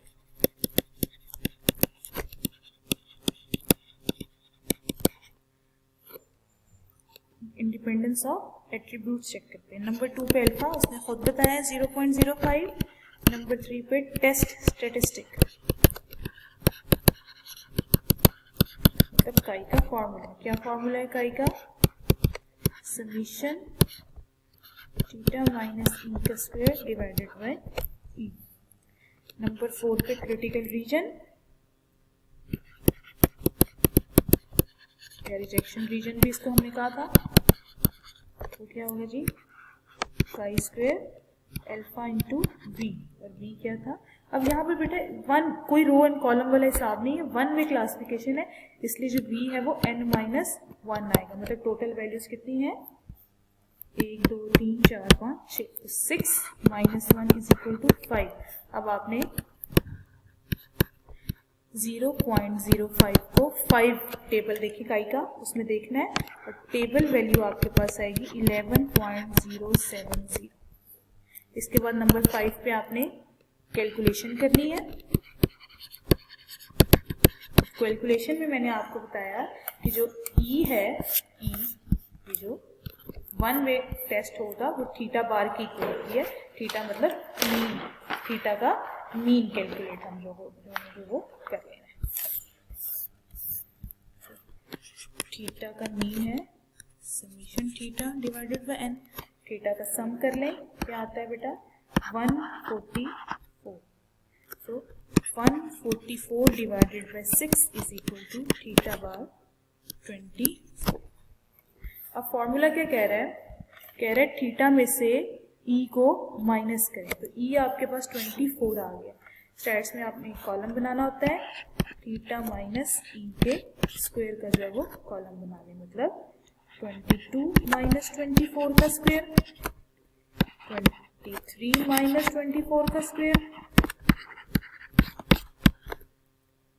27 minus 24 का स्क्वायर, इसी तरह 25 माइनस 24 का स्क्वायर और 26 माइनस 24 का स्क्वायर और डिवाइडेड एंड 21 माइनस 24 का स्क्वायर। आंसर निकाल के फिर फॉर्मूला क्या कह रहा है? थीटा माइनस ई के स्क्वायर को डिवाइड करवा दें ई से, तो ये सारा कॉलम कैलकुलेट करने के बाद आया 0.17, 0.04, 0.03, 0.04, 0.17, 0.38। इसकी और इसकी ये 0.38। सम कर, फॉर्मूला क्या कह रहा है इसका? सम कर लें। सम आपके पास आया बेटा 1.18। Number 6 conclusion. कंक्लूजन में बेटा आपने सबसे पहले फिगर बनाना है। राइट टेल है ये 0 to positive. Table value plot करनी है फिगर पे, जो आई है 11.070। अगर 0 यहाँ है तो 11 पॉइंट कहीं यहाँ पर होगा, 11.070 ऐसे है। जो आपका रीजन है, अब आप देखिए कि आपकी कहाँ लाई कर रही है वैल्यू। 1.1 ये आपका एक्सेप्टेंस रीजन है और ये आपका रिजेक्शन रीजन है। तो वैल्यू 1.18 अंदर लाई कर रही है 0 से 11 के दरमियान। सो वी एक्सेप्ट, कंक्लूजन निकली वी एक्सेप्ट H0। क्योंकि वो एक्सेप्टेंस रीजन के अंदर लाई कर रही थी। अगर रिजेक्शन रीजन के अंदर लाई कर रही होती तो हम उसको रिजेक्ट कर देते।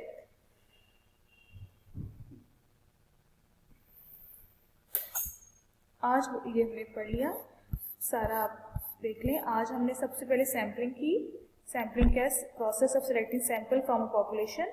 उसके बाद हम लोगों ने उसकी प्रोबेबिलिटी और नॉन प्रोबेबिलिटी 2 टाइप्स पढ़ी, फिर प्रोबेबिलिटी की आगे 4 टाइप्स पढ़ी, simple random sampling, stratified, systematic and cluster. उसके बाद हमने कुछ नोटेशंस डिस्कस की। उसके बाद हम लोगों ने उसकी कुछ फॉर्मूले डिस्कस किए, विद रिप्लेसमेंट विदाउट रिप्लेसमेंट को डिस्कस किया। उसके हमने पॉसिबल सैंपल्स बनाने के तरीके देखे, फॉर्मूले देखे। उसके बाद हमने स्टैंडर्ड एरर डिस्कस किया कि standard deviation of the sampling distribution of mean is called standard error. और अगर स्टैंडर्ड एरर में एन जो है वो हम इंक्रीज या डिक्रीज करें तो क्या फर्क आता है, हमने वो भी कैलकुलेट करना है, यहाँ से सीख लिया। स्टैंडर्ड एरर कैसे कैलकुलेट करना है वो भी हमने सीखा। उसके बाद हम एस्टिमेशन पढ़ा। बेटा हमने एस्टिमेशन में पढ़ा कि हम क्या क्या जो है वो पॉपुलेशन पैरामीटर की अननोन वैल्यू को कैसे हम एस्टिमेट कर सकते हैं सैंपल की जो ऑब्जर्वेशन के तहत। उसमें हम लोगों ने पढ़ा 2 तरह के होते हैं, पॉइंट और इंटरवल। पॉइंट और इंटरवल एस्टिमेशन में हमने इंटरवल एस्टिमेशन में बताया कि इंटरवल सेट करते हैं, उसके अंदर पॉपुलेशन पैरामीटर जो है वो लाई करता है। उसमें हम लोगों ने हम पढ़ा कि हम कौन कौन से टेस्ट अप्लाई कर सकते हैं। जी कब होगा, जब सिग्मा नॉन होगा या सिग्मा अननोन हो और एन जो है वो ग्रेटर देन इक्वल टू 30 हो। और टी कब लगेगा, जब एन लेस देन 30 हो और सिग्मा अननोन हो। उसके बाद हम लोग हाइपोथेसिस पे गए। हाइपोथेसिस में बेटा हमने पढ़ा कि हाइपोथेसिस क्या है, वो अजम्पशन है, वो क्लेम है जो हम पॉपुलेशन पैरामीटर के अकॉर्डिंग बनाते हैं, उसको फिर टेस्ट करते हैं, वो टेस्टिंग हो जाती है। फिर ऑल्टरनेट और नल हाइपोथेसिस पढ़े, एक्सेप्टेंस और रिजेक्शन रीजन पढ़ा हमने, 2 टेल टेस्ट और 1 टेल टेस्ट पढ़ा हमने। उसके बाद बेटा हमने पढ़ा कि उसको किस तरह टेस्ट किया। 3 तरह के टेस्ट यूज होते थे, जी टेस्ट, टी टेस्ट और काई टेस्ट। जी टेस्ट, टी टेस्ट जो है वो मीन को टेस्ट करता था और काई जो है वो वेरिएंस को, पॉपुलेशन वेरिएंस की टेस्टिंग के लिए हमने काई को इस्तेमाल किया। इसके बाद हम लोगों ने सारे 6 स्टेप्स पढ़े कि सबसे पहले हम लोगों ने और हाइपोथेसिस जो है वो फॉर्मुलेट करने हैं, नल हाइपोथेसिस और ऑल्टरनेट। फिर हमने लेवल ऑफ सिग्निफिकेंस अपना डिसाइड करना है। फिर हमने टेस्ट स्टैटिस्टिक्स में डिसाइड करना है कि कौन सा फॉर्मूला यूज होगा। फिर हम लोगों ने क्रिटिकल रीजन या रिजेक्शन रीजन अपना जो है वो कर लेना है, उसका फाइंड आउट कर लेना। और फिर हमने कैलकुलेशन करी और देन हमने कंक्लूजन निकालनी है कि जो आंसर है वो एक्सेप्टेंस रीजन में लाई कर रहा है या रिजेक्शन में। टेबल वैल्यूज टी की, काई की, जी की भी पीछे गिवन है।